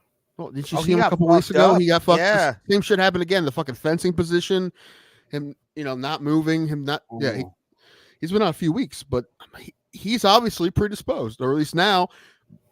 He's had so many. He's like real bad ones. Like, I mean, if he gets one more, I feel like they should not let him play again. He's a weak Samoan. He doesn't have the jaw that his grandfather did. Now you joke, but like the weakest Samoan is the strongest white person. Honestly, like you ain't lying, bro. Like them dudes, they're just built diffy. Like the way most of them, especially you see in wrestling, like these guys. Most of them are born offensive linemen. Yeah. You know, it's funny. This is true. They're all born with full ride scholarships to USC, and not everyone knows that. That's actually true. They put it in their crib, and somehow they're all related to The Rock. That too, yeah. And Polamalu, Troy Polamalu. Man, Troy Polamalu was so fucking good. And it takes me a lot Polamalu is arguably because he was a fucking Steeler. Him and Ed Reed, two of the greatest safeties of all time. Goddamn right, baby. 2-time Super Bowl champion. He was great. Like I said, I could hate Roethlisberger. I could hate Polamalu on the field, but not as a person. He was too damn good. He was too damn good. Two of the greatest. Who is the consensus best safety of all time? Ed Reed's up there. Ronnie Lott's up there. I'm going Palu. Polamalu. Yeah, and I think that's. I mean, sure, some old heads will say some guys from back in the 70s, and okay, but like Ronnie Lott was good. I'm aware Ronnie Lott was great, but what about no, he was a receiver. It was a dangerous guy back in the gap. My dad told me about him. Ed Reed also was great. Aaron Hernandez. Ed Reed was great. Bob Sanders was great for a spell, but my dad used to speak about a man by the name of Jack Tatum. Said he was a vicious guy back in the gap. Don't know. All right. How about the greatest running back of all time? I mean, in my opinion, it's Barry Sanders, I thought you were going to say Emmitt Smith. I'm surprised you said Barry Sanders. He is the all-time leading rusher, but no, I'm just going to say it. Barry Sanders could do things other people couldn't do. Because you have a bruising back, then you have like a scat back. As far as a scat back, LaDainian Tomlinson I always thought he was, Jerome but Bettis. Barry Sanders was a mixture of both. Tell you, Bettis was another guy I couldn't hate. I mean, I hate. Like, I was pissed when he beat us, but like I'm like he was just fat and lovable. You can like you're like, why is this fucking fat running back kicking our asses? Aaron He Hernandez was D-man. He was. or O.J. Actually, Simpson. I think You seen any of think the clips from that TV show? They're ridiculous. well, I was about to say, I think the show is happening right now. Like as we're talking, it's What show? airing. It starts. At like 8 o'clock. about his life. Yeah, American There's Sports a Story. scene with, What like, platform is that? FX. Oh, Hulu. Okay, I'm gonna Hulu FX. see if I Yeah. can check it out. But yeah, I've spoke about it before. Him. You haven't seen the clip of the dude playing Gronk? No. You haven't? Dude, look it up. Oh, I bet they got Mojo Rawley or something. But no, I've said this before. Aaron Hernandez, O.J. Simpson, and Ray Caruth. Those are the 3 jerseys that you cannot purchase on NFL.com. Oh yeah, yeah. How about Greg Hardy? What'd you say, Greg Hardy? What'd you He say? didn't kill nobody. No, tried. I think. Kareem Hunt. Yeah. No. What was I gonna say? Oh, greatest running back of all time is Jim Brown. You would say that, but Yeah, but all right. Well, listen. He still holds the record for yards per carry. So, there you go. does he? Yeah. So there you go. Yeah, but I'm saying in his day it was different. Like Okay, but it's only fair to compare for him against the people he played against. I mean, it's. I'm saying an unbiased answer. Who do you think is the best running back that you've ever seen? With my own eyes. Yes. Will have to be on TV.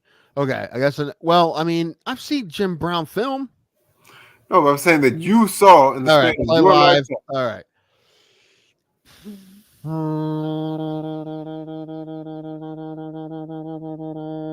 LT, man. LaDainian Tomlinson. He's up there for sure. Chubb and Derrick Henry are both pretty fucking good right now. Well, I mean, Chubb's hurt now, but I mean, like again, I thought he came back. well, he played this week, but it wasn't great. It was his first week back in a long time. Okay.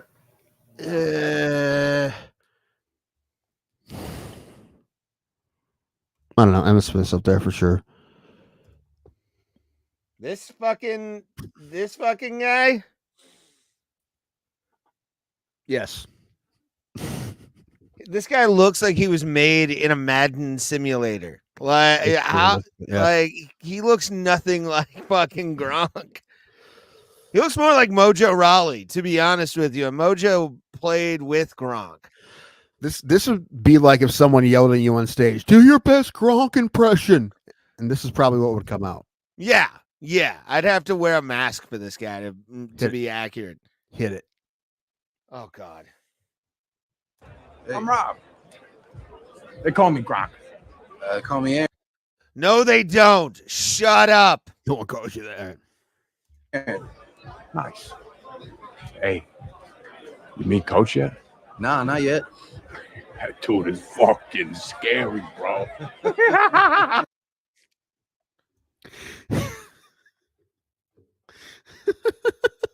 What the fuck was that? Dude, there's another one I saw. It's a scene where Bill Belichick's in his office and he's like, I don't know what he's doing. He hits a CD player and It's My Life by Bon Jovi starts playing and he starts like flipping his pencil and he starts blocking his head and he starts writing shit as he's like bobbing his head to It's My Life by Bon Jovi. I'm like, what's this? That's why I haven't watched it. I'm like, I don't need to watch this. No, I could care less. When it's been played a lot at this one place called the Spotlight Cinemas by looks like an entertaining show. Shush, D man. Why couldn't anybody turn off the fucking TV at the bar Thursday? Just because I think no one asked. I mean, I feel like no one was watching Big Bang Theory. I just forgot. I should have asked, but yeah. Well, yeah, everybody was attentive though, which was nice. What's the guy's name? Dominic? Dante. I talked to him, and Drunk Me was like, "Do you need somebody to host this? Just let me know." So, Drunk Tim made a promise that So Tim's gonna have to keep. Well, I mean, here's the thing. He enjoyed you. He was like, "Is he coming up here more?" I'm like, I don't know. No, He never probably not. comes up here. He comes out of his cave every once in a while, like a groundhog. Yeah, and the only reason I was even there was because, he happened to be right where I was. Yeah, I am And happy Alan came out though. I was watching the game for a little while, and it got to that big Christmas moment, and I was like, "Oh shit!"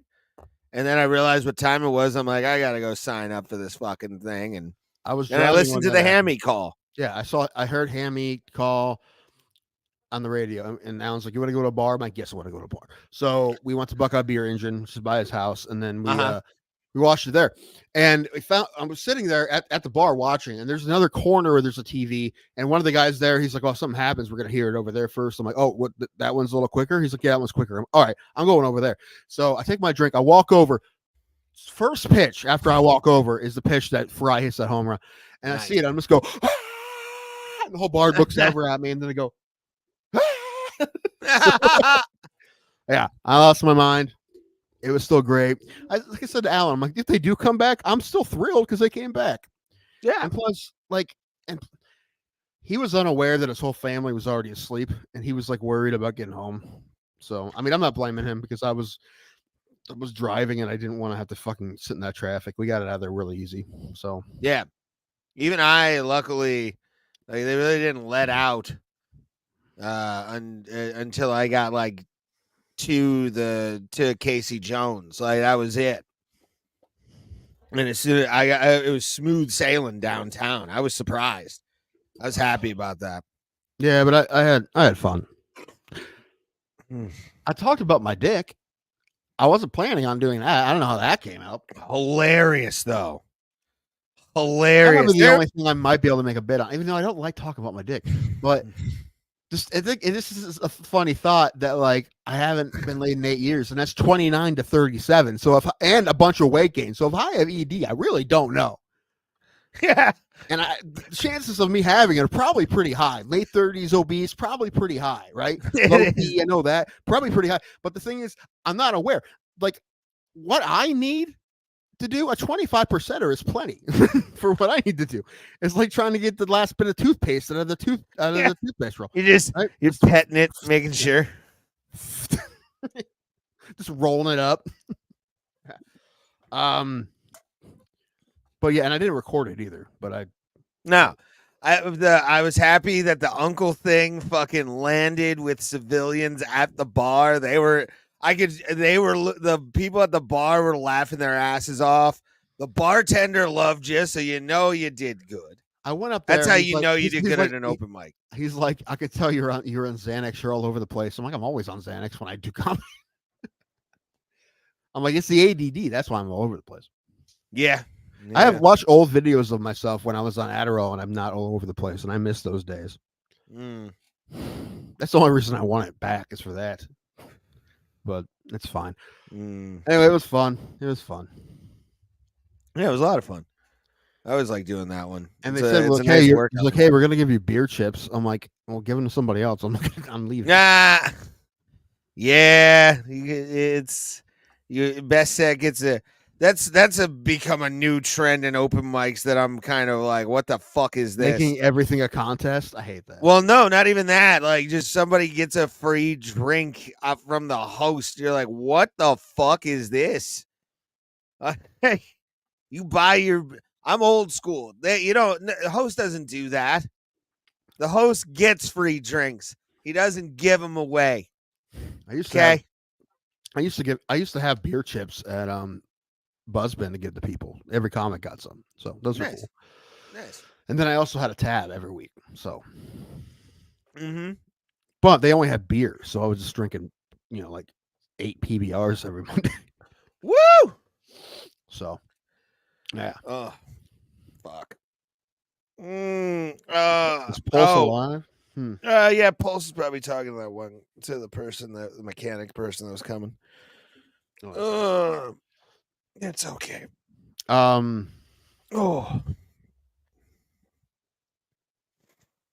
What else?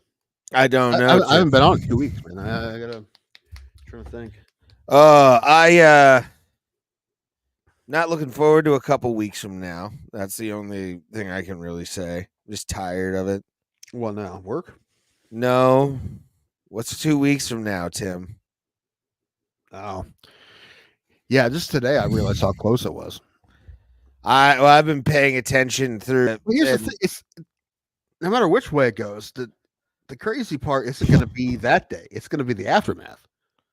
Yeah, that's what I'm saying. Although the aftermath won't be that bad if one person wins. If the other person wins, the aftermath will be terrible.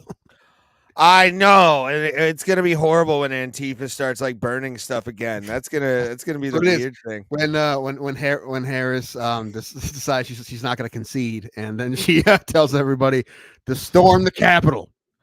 I can see it. Hilarious. I Honestly, can see it. I can no see one it expects happening. it, so it'd be pretty funny if it happened at this point. I would laugh my This is what we do every 4 years. We storm the Capitol. Yeah. Oh man.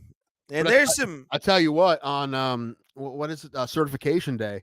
That place is gonna be packed to the fucking gills. Oh, there's gonna be tanks outside, probably. Yeah, no one's getting fucking close. Actually, no one should even try to go to DC. You probably couldn't even get into the city that day. Yeah, I'd barricade all the highways for miles and make the securest perimeter ever on certification day. Either side. It should be a fucking fortress. Sure. It's not happening again. J6 or whatever it is. Not on certification day. No. Yeah, I to me that's gonna be the thing that I'm like, dude, I can't. I just because I remember messaging you, and it was 4 years ago almost. Yeah, I didn't know. I didn't know.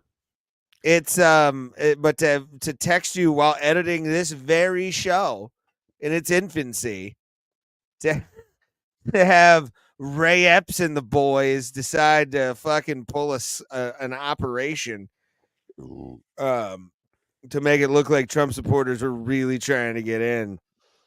It's disturbing. Pass. Look up Ray Epps, bro. Ray Epps is fucking. That dude was a fed.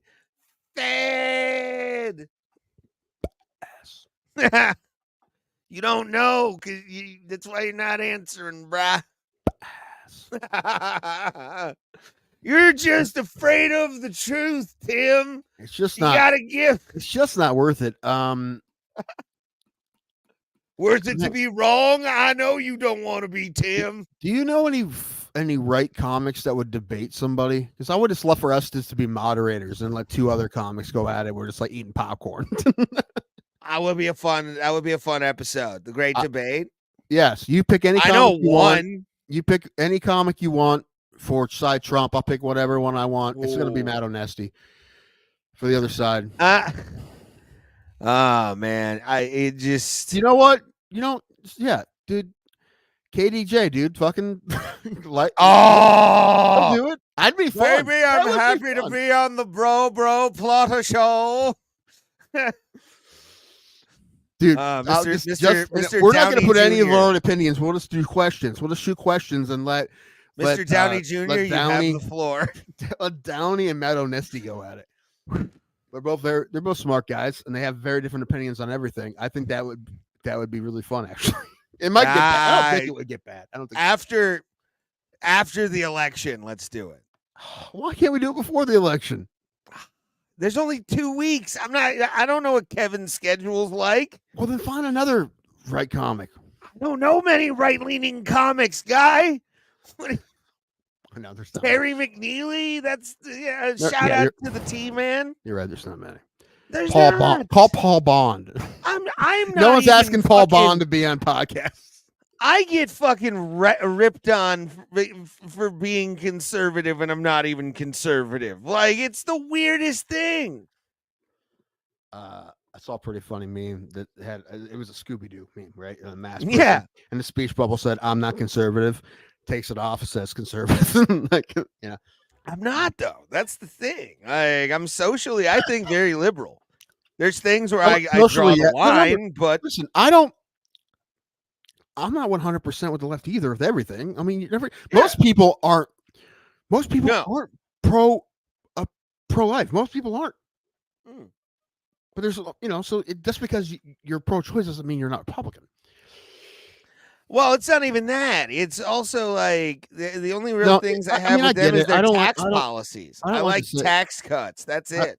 I don't. Well, I like them for working people, not for rich people. Yeah, that's. And it'll still do both. I mean, under Trump, I made pretty decent money for 2016, 2017. I made pretty good fucking money. My brother's saying, he's like, I make more money now when Trump's president than ever. And that's all that matters to me. It doesn't matter who it is. It's just who's president when I'm making more money. He's making much more money now than he was then. And now his tune changed. Well, also you gotta go with also the inflation of products and all that. All right, all right. This is one pass because it outgains the wages, man. Like what? But that's because of what? Yeah, but it's not happening. Never mind. Pass. I mean, yeah, I'm making a lot more money than I did. Fucking in 2016 for sure. Pass. Well, not really. No, I was making a lot more money and like pass. Even during the pandemic, I was making a lot of money. Pass. I'm more worried about issue 1. I just said it to my mother. Like, issue 1 is, I agree with you on issue 1. I'm like, vote for whoever you want, but I'm like, you got to vote yes on what you want. She's like, what is it? And I try to explain it to her. And I don't know how good of a job I did. But she's like, well, there's more Republicans. And if you're Republican, I'm like, oh, well, what it is, I'm like, what? The people who are representing the state does not correctly represent the eclecticness of the voters of Ohio, in my opinion.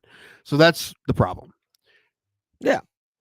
And I feel, and I'm like, vote for whoever you want for president. I'm not even going to ask you. I know she's voting for, but I'm not even going to say anything. But issue 1's a big deal. And I love Mama Danko. Mama Danko. You go to Vegas, dude. I know, but you know what? You think my dad did it with his mom? Yeah. Like there's nothing wrong with it. Would I go with mine? Fuck no, would I not? I would never go to Vegas with my mom. Well, here's the thing. You know what I am and I'm not into. It's not like I want to go to the strip. And if I do want to go to the strip club, I can just go. That's I get anyway. That part. Don't get me wrong. Like mom goes shopping, I got a hooker. Which, by the way, I've thought of a way for any time I go to Vegas to do my strip club joke, where I go, Vegas has amazing strip clubs, but then I do the whole Ground Round or TGI Fridays fucking family restaurant part of the strip club joke. I think that'd be a good way to do it in places like Vegas or Atlanta. It's like, oh, you guys have amazing strip clubs. We don't. We just have women with bullet wounds on a Wednesday. I mean, some are better than others, but we do, man. I miss the Happening Lounge.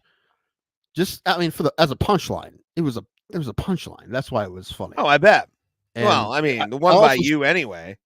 What? The one by you anyway is a punchline. Oh, this one. I'm talking about the Happening Lounge. Still. Oh, is that the one that was the KFC in Cuyahoga Falls? Yeah. Yeah, I saw Joe Howard entice a lot of comedians to go over there. Hey, do you join us, buddy? Hey, buddy. Oh, testing 1, 2, 3 band. I know what 1, 2, 3 means. And up and blocked. All right. And blocked. What's up, TJ? What's up, 2Js? Good to see you.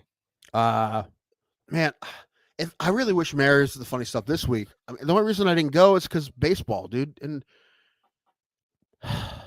yeah, I was bummed I didn't go. I'm thinking about Friday going to see Florentine. I might go see Florentine. But hey, but man, I'm pissed. I'm pissed I didn't go see Mary because I don't want Mary to forget who I am when she's famous, which is going to happen very fucking soon. There's going to be a time in my life where I'm not going to be able to afford to see Mary Santora.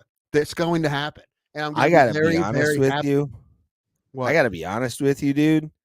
Do you know whose stardom right now is kind of scaring me just because we can't we saw it start? Marcelo? Dude, he was on the fucking he was doing fucking huge, dude. He's fucking huge. Hey Johnny, what's up, buddy? Massive. Congrats on your World Series appearance. You and Roberto Hernandez going head to head. It will be a good series. Probably not going to watch it though. Can't do it quite yet. But it will. I'm sure it will be a very good series. It's what Major League Baseball wanted. I'm sure it will be very good. Although we lost in 5 games, we had a very good series, and I enjoyed most of it. So there you go. Florentine is on the Bob Levy show in the morning. That'll be fun. Yeah, he's out of the coffin. Two joints. You want to talk to Jim Florentine? We can hook that up. Talk to my buddy, Two Joints. I kind of want to ask him on if I go like Friday. I kind of want to ask him to come on the podcast and see if he does it. He would just like, dude, you don't even have to leave your house. What? Yeah, I'll look at him and go, it's on your phone. Like you can just. What do you want to ask me about? Yeah. What do you want to? I don't know MMA. What am I for? He would just make fun of us for being fat, sad virgins or whatever. He has, and I would tell him that story on this podcast. He has one of my favorite comedians talking to me before I was a comedian and only in the crowd story, where he was like, "You're the guy that was trying to hit on a girl, and all of a sudden you're like, oh, the new Slayer album's pretty good, and you then end up not getting laid." that sounds about right. Maybe that's Slayer.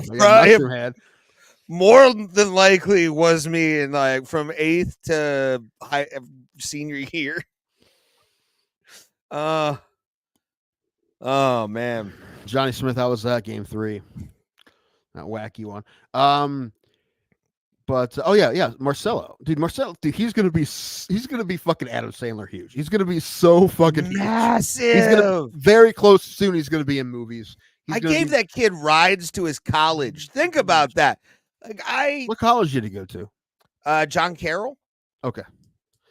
So he was in Shaker Heights area. I was the sole judge when he won the comedy contest at Funny Stop. I was the judge. I was and there I told him for that, I think. Yeah. And I told him because that was the first time I heard him do the baseball joke that he did on his first night on SNL. Yeah. And I'm like, I still see clips of that because it was hilarious. I saw and I told him, dude, that bit's fucking hilarious. I'm like, you like night and day from the last time I saw you, dude. You're fucking great. You're gonna kill it. Yeah. And he's like, thanks, man. I really appreciate it. I'm like, yeah, dude, you're great. I bought him a beer that night when he was 19. But he won't never remember us. Nope. Hopefully, I would love for that to be. I'm in New York, and all of a sudden it's like, I know Marcelo Hernandez.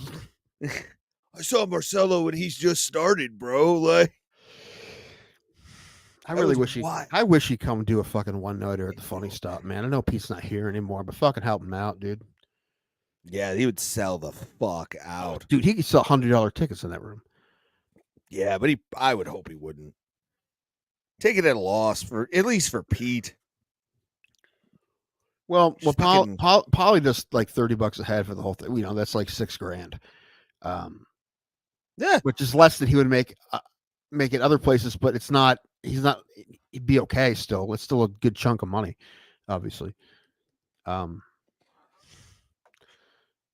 no, he's everywhere, and I mean, I saw him on an MLB commercial. I was like, "What the fuck, dude?" Yeah, he announced starting the home run derby. He did a whole thing. He announced the play for home run derby. That's why I was surprised to see that he wasn't even a main cast member until this year. Wow. But on SNL, but they used him a lot, so I guess his pay was just different. But whatever, man. He's making money doing stand up and whatever else, and he's going to be in working movies. His dick off. I haven't seen him in a movie yet, but I guarantee he'll be in movies very soon. I've bombed with that guy. But Mary's the one, because I've known Mary for so long, and we started up. And she's leaving the Alan Cox show too. Yeah, and that's I watched her talk about it. It's a good thing. Yeah, it's a very good. It's a good thing. But now I'm putting my resume in at the Alan Cox show, but that's just me. I'll wear a wig. Yes, it's gonna be. They have to put a woman on. They can have another fat white dude on. Yes, they can. Especially since I have differing opinions on stuff. Man. Well, they don't want that anymore, right? They had that with Chad. They didn't like it. Although I thought that show was really good with Chad. I still think that show was really good with Chad. Yeah, Chad's coming soon too. Yeah, so is Landau. Landau next month. Yeah. Yeah, in November. I'm still trying to get out and to buy the club. Alan? Yeah, come on, dude.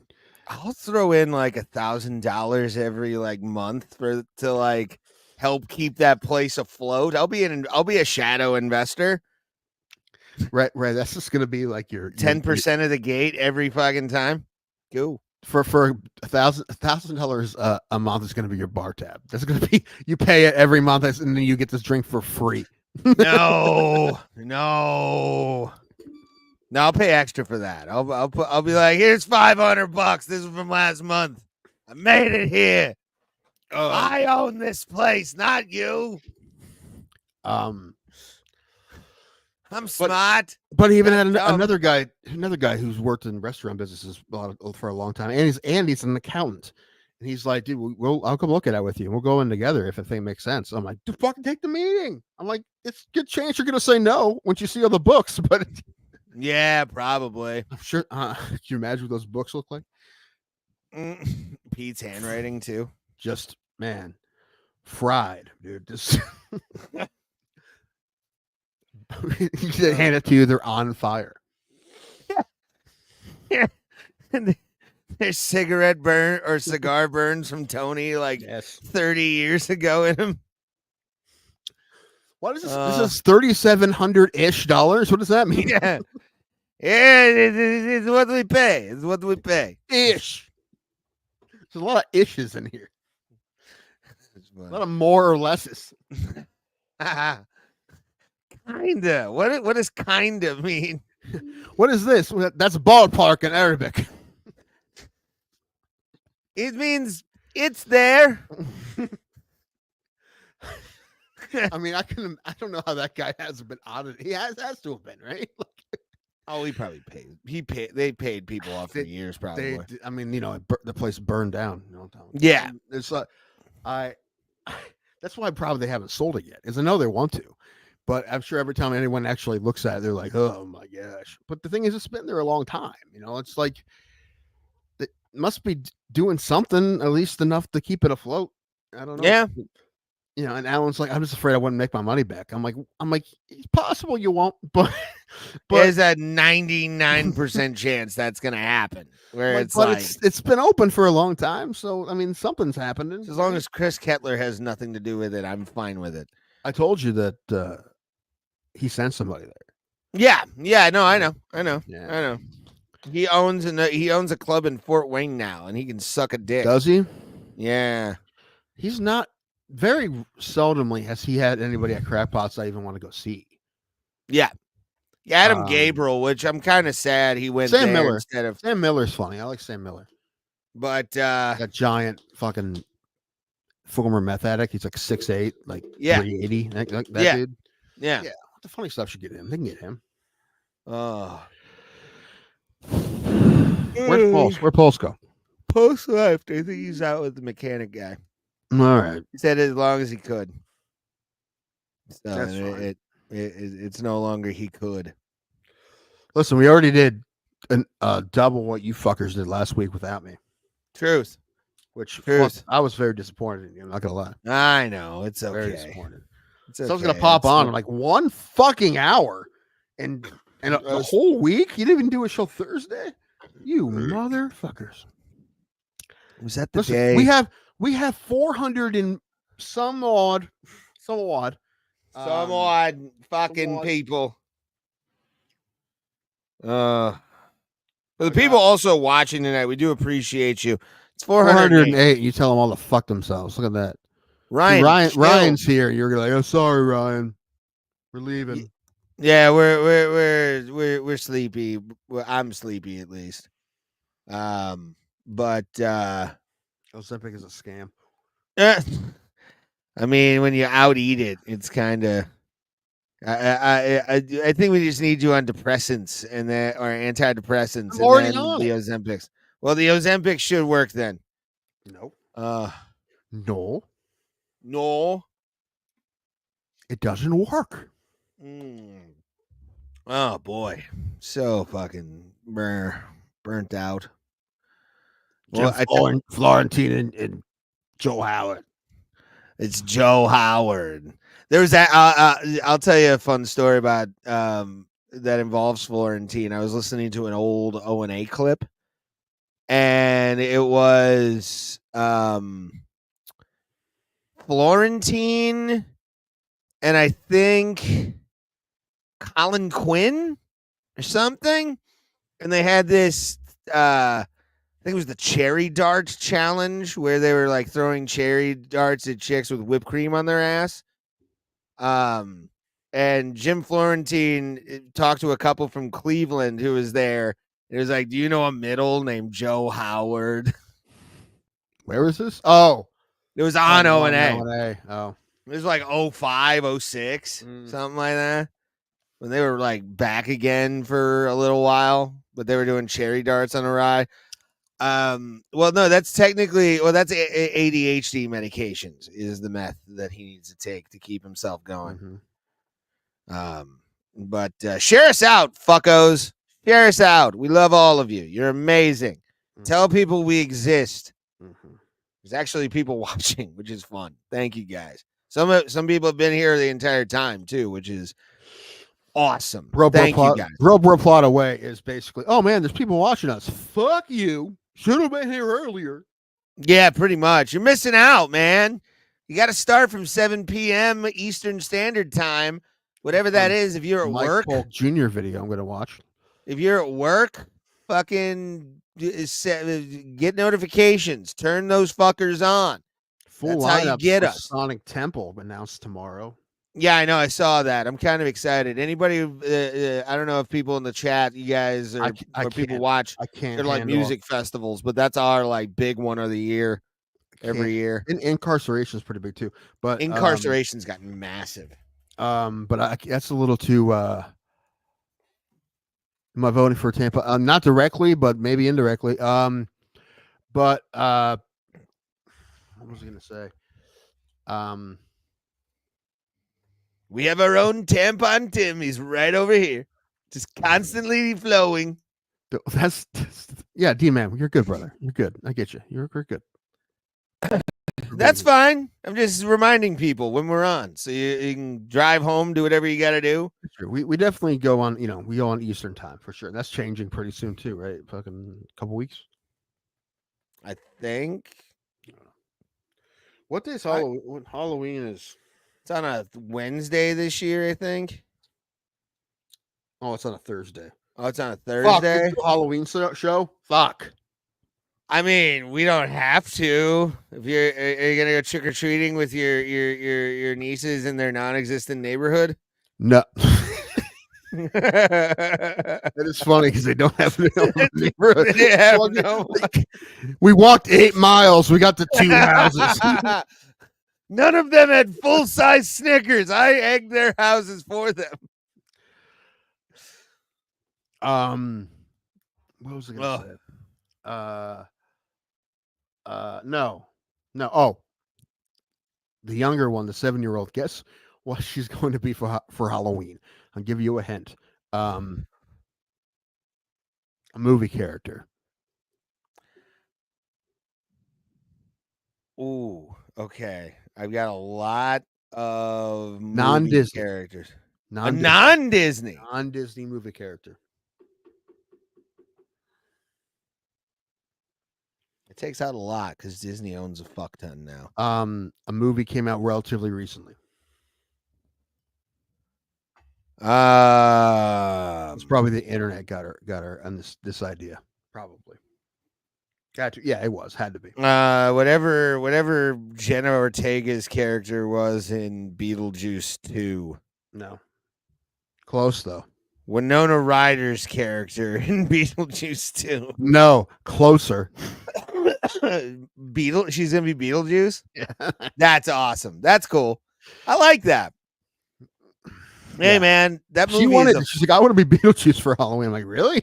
That fucking movie was trash. Beetlejuice was trash, but Beetlejuice is one of the best movies of all time. I had fun watching it, man. It's not gonna win an Oscar, but I had fun watching it. So I laughed at it, but it still wasn't that good. It was too disjointed. There was just nothing to it. One of those people who wants to hate shit. No, because dude, my buddy gave me that recently. And I had to tell him, like, look, dude, I understand there are such great sequels as Terminator 2, Alien 2. There are amazing sequels. That's a plus sequel. It is. I mean, most of them are bad, so that's why that's one of the better ones. It's not Alien amazing, 2? but there's no Beetlejuice 2. Oh, I mean, just because there's so many, most of them are so bad that one actually counts as one of the better ones. Not the best, but it's, like I said, plus compared to some of the really bad ones. I don't know. It was. I mean, it was good for what it was, but I'm not saying it wasn't. When I saw Super Troopers 2, I got real pissed. That's why I haven't watched it. That's bad. It's one of my favorite sequels, by the way, Johnny. This is one of my favorite sequels. I believe it was Debbie Does Tulsa was the sequel. She just went to Oklahoma State University. Actually, it was Debbie Does Diamond Dallas Page was the. You just put them in yoga positions. Debbie Does Dallas Mavericks. Debbie Does Dally Page. Dallas Cowboys defensive line. Dak Prescott. It's just in the BBC fucking Debbie category. Does Dak Prescott in Chunky Soup. Oh God. Uh-huh. That sounds like a fetish. Chunky Soup. Chunky Soup sex? Yeah, okay. What kind? There's a lot of different kinds of Chunky Soup. It's got to be Campbell's. Or fuck your mother. No, Campbell's, but like which flavor? They have like Chunky 20 flavors. They have the potatoes in it. Chunky Soup has like 20 different kinds of Chunky Soup. Like OG. So like what? Like the vegetable beef? Whatever the Campbell's Chunky Soup was. Oh no! To be honest, 20 flavors, dude. To be honest with you, the fucking sirloin burger, not bad. Clam chowder, not bad. Clam chowder's pretty fucking. It was pretty tits, D man. Potato I like that. Salad, potato chowder. Yeah, I get a lot of Chunky Soup, and I've had most of the flavors. I haven't had like the weird ones. I don't think I've had the weird ones. I like the. They have a gumbo one. This is pretty good. Ooh, they have a Sasha's gumbo. It's then they have the chicken tortilla one. Yeah, I forget what all they have. I mean, I've but yeah, probably sometime this week there's going to be about 20 cans of it in my cupboard because I'm going to get a bunch of groceries. I probably end up with 20 cans of it. Nice. So I don't know what else to get, so I get that just in case, and I end up having I get like 2 cans of 10 different kinds. Maybe roast beef. Or as I like to say, have you had a McDonald's? Have you had a McDonald's chicken Big Mac yet? I think we've talked about this. I've never had a Big Mac, and I'm not gonna have a chicken Big Mac. Yeah, it's not bad. It's just like you never had a Big Mac, but it's a Big Mac with chicken patties on it, basically. Yeah, I saw. Yeah, not bad. But, the problem with the Big Mac is how small the patties are now. They're fucking thin as fucking tiny. That's just barely any meat on it. So the fact that the chicken patties are bigger than the burger patties is a bit concerning. It's not bad. La la la la la tortilla. La la la la tortilla. What? All right, I don't know. La la la la tortilla. It is fun to eat and dip in stuff. It is for dipping. Lost it, Tim. More than usual. What? I signed back up to Suno AI Music. I've been fucking with that again. I found out that you can make covers of your own songs now. And it's actually pretty cool. Like, this is a song that I made a while ago and I like. What if there was a country version of the same song? Dude, I gotta tell you, Seth Drums. Shout out to Seth Drums. He's on Twitch. Check him out. He's fucking great. He's been getting a lot of like user submissions for asking AI to make him country songs. Mm-hmm. And there's a few of them. I'm not going to lie. I listen to them at work and sing along to them because they're that fucking good. Cowboy Country Rocket Man, it should get a Grammy. Like whoever wrote that should get a fucking Grammy, dog. Like, holy fuck, it's so good. I have a hair metal song that I like. I took a lot of polls for it to get where I'm proud of it, and I didn't do the heavy lifting, but I said so many polls, not good enough, not good enough, not good enough, to where it got to where I wanted it. I fucking think it's great. Okay. Yes. Mm. Yes, sir. Tim's Tunes. Show on a segment on this show. Tim's Tunes. Gone nuts. You okay? No, probably not. Tim's dying, everyone. You know what? I'm gonna send you this. Okay. Yeah. We're gonna play it before we leave. I was about to say we should end on it. Having GPT finish writing this song almost got me kicked off ChatGPT. What did you? Oh my god! Is it gonna get kicked off of YouTube? No, because it did what I wanted it to do. I wanted it to be a metaphor. I didn't want it to be like, okay. Anyway, but I asked to write a song about how she's wild when she's wet, and I wanted it to be about literal water. I didn't want it to be about that, right? So, and it came out because I'm like, that just sounds like something they'd write about in the '80s, and because I wanted to make a hair metal song, and it, yeah, after a lot of tries, I got it to work out the way I wanted it to. Hold on, did I send you something by accident just now? Okay, no, okay. If it's your dick, I swear to God, not again. You liked it. Kept telling you, Timothy. You like. God damn it. All right, I sent. Share us out. Make sure to do that. And D-Man, to answer your question, I'm just drinking Coca-Cola. Good question. Pepsi Zero, and Buffalo Trace. I had like almost 6 shots of Buffalo Trace in my drink, so I'm good for now. I haven't drank since Thursday, when I saw you last. So I went pretty hard. Once Alan got there, I went hard in the paint. Oh, by the way, thank you again for buying us drinks. Yeah, I owe Alan.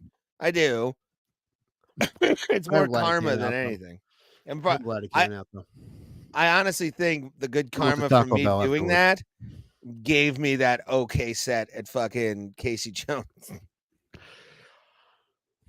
Well, the thing is, like, I think I've met Dante before, maybe, but besides he's that, newer. And Dan, did you leave before Daniel showed up? P. Meyer? Yeah. You know, he showed up. Well, no, actually, I was leaving and I rolled my window down and I just yelled, "You fucking hot!" and fucking drove off. That guy has a very interesting wardrobe. Like, I understand what he's doing. I understand the logic in it. I do, but it's something. It's something every time. And like, apparently, all right. he has hands. By the way, I didn't know this until recently. I believe it. But guys he looks like like would have hands. He's talked about doing. We've talked about boxing and shit recently, and like I need to learn how to fight. I feel like. Well, apparently it's like it's like a family thing. Like they all have like generations of boxers, and I didn't know that he was into fucking because he doesn't look like a kind of cat that would be into fucking any combat sport. Can we get him on then? I like Daniel. He's funny. Yeah, I'll ask him. I'll see him soon, more than likely. Do you think I could ask him about the wardrobe without him getting offended? I would hope so. Because even then, I would kick him off the stream if he got shitty with us in any way, shape, or form. Like, I love Daniel, but I do reserve the right. Kind of that could turn a corner if you piss him off. But I haven't seen it happen. He's very quiet. It's quite nice. He's just there. He does his set and he goes the fuck home. But he looks like a disco Undertaker at times. It's kind of funny. I've asked him for shirts. Like I've had him send me like things for shirts because I'm like, I want that. Like I'll buy that drunk one night. Like, let's do it. Hopefully it comes in 4XL. I'm curious, like, where he gets this shit. Like, does he thrift? Or is he paying like top dollar for his shit? I don't know. I have never asked him that question. I don't know, because I'm curious. Because I mean, when I first met him, he wasn't dressing like that. He just got to make like this. He just made a choice of like, hey, I'm gonna fucking outdress every comedian, even the black ones. I'm gonna outdress all of them. And some of it's I'm like, that seems like a lot too much for me, brother. But you do you. But every once in a while, I'm like, I like that one. That one's good. But a lot of times I'm like, Yeah. wow. I'm like, I understand what he's doing. I understand what's going on there. I understand what his logic is there. I understand his game. I understand it. And I, I reckon good for him. It's good. And I've watched that kid fucking just crush. Oh, he's great. rooms. He's really fucking funny. Yeah. I mean, he was just trying new stuff the other night, but I said to Alan, I'm like, this kid's really fucking funny. So yeah, he's hilarious. Anyway, let's play this song. All right. A little hair metal for you guys. End the show. Before I do play this, does it have like a post I can hit? What? Post, is it like a long intro kind of thing I can talk over? Yes. Oh, okay. Like where it's no singing? There's a little but other than that, I'll let you know when the lyrics come in. Yeah, just put up like this. Okay. See if I can I want to see if I can actually do this. That's right. The song you never heard. It's hard. Okay. Yes. All right. For that, we thank everybody for watching Bro Plata. Why? No, here it is. I think you missed it. Yeah, you missed it. Oh wait. Hold on, let me hear the intro. You I don't know why that. Seconds. Ooh. We thank all of you for. You had like 10 seconds. You're out of time now. Try again. One more time. Let's do it. So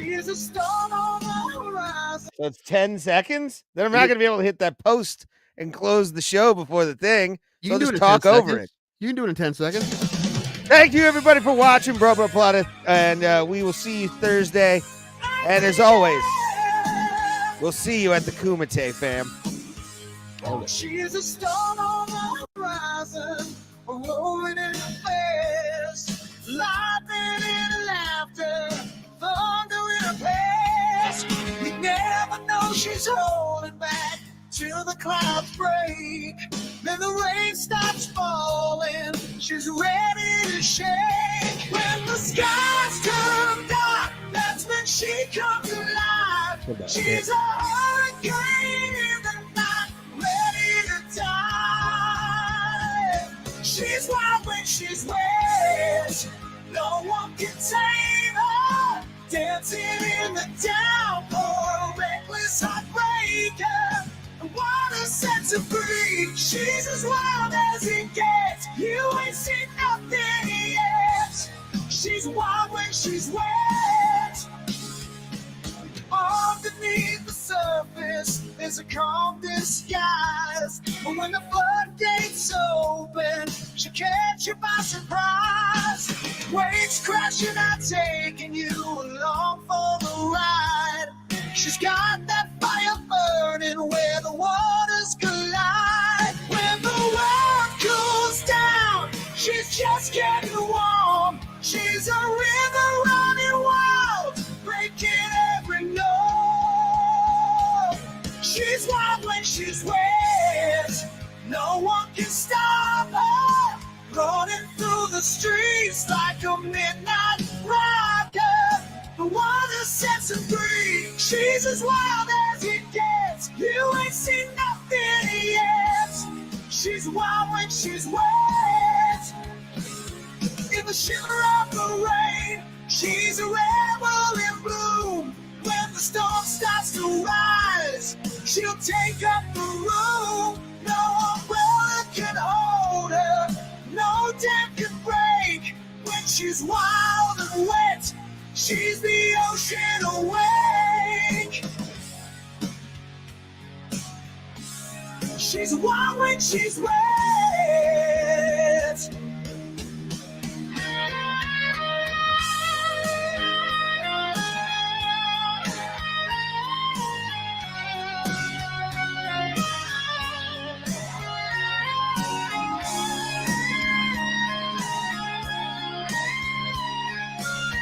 No, she's wild when she's wet.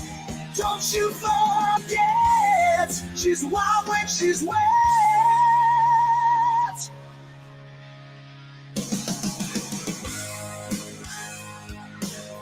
Yeah, she's wild when she's wet.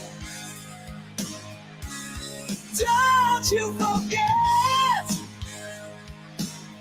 Yeah, she's wild when she's wet.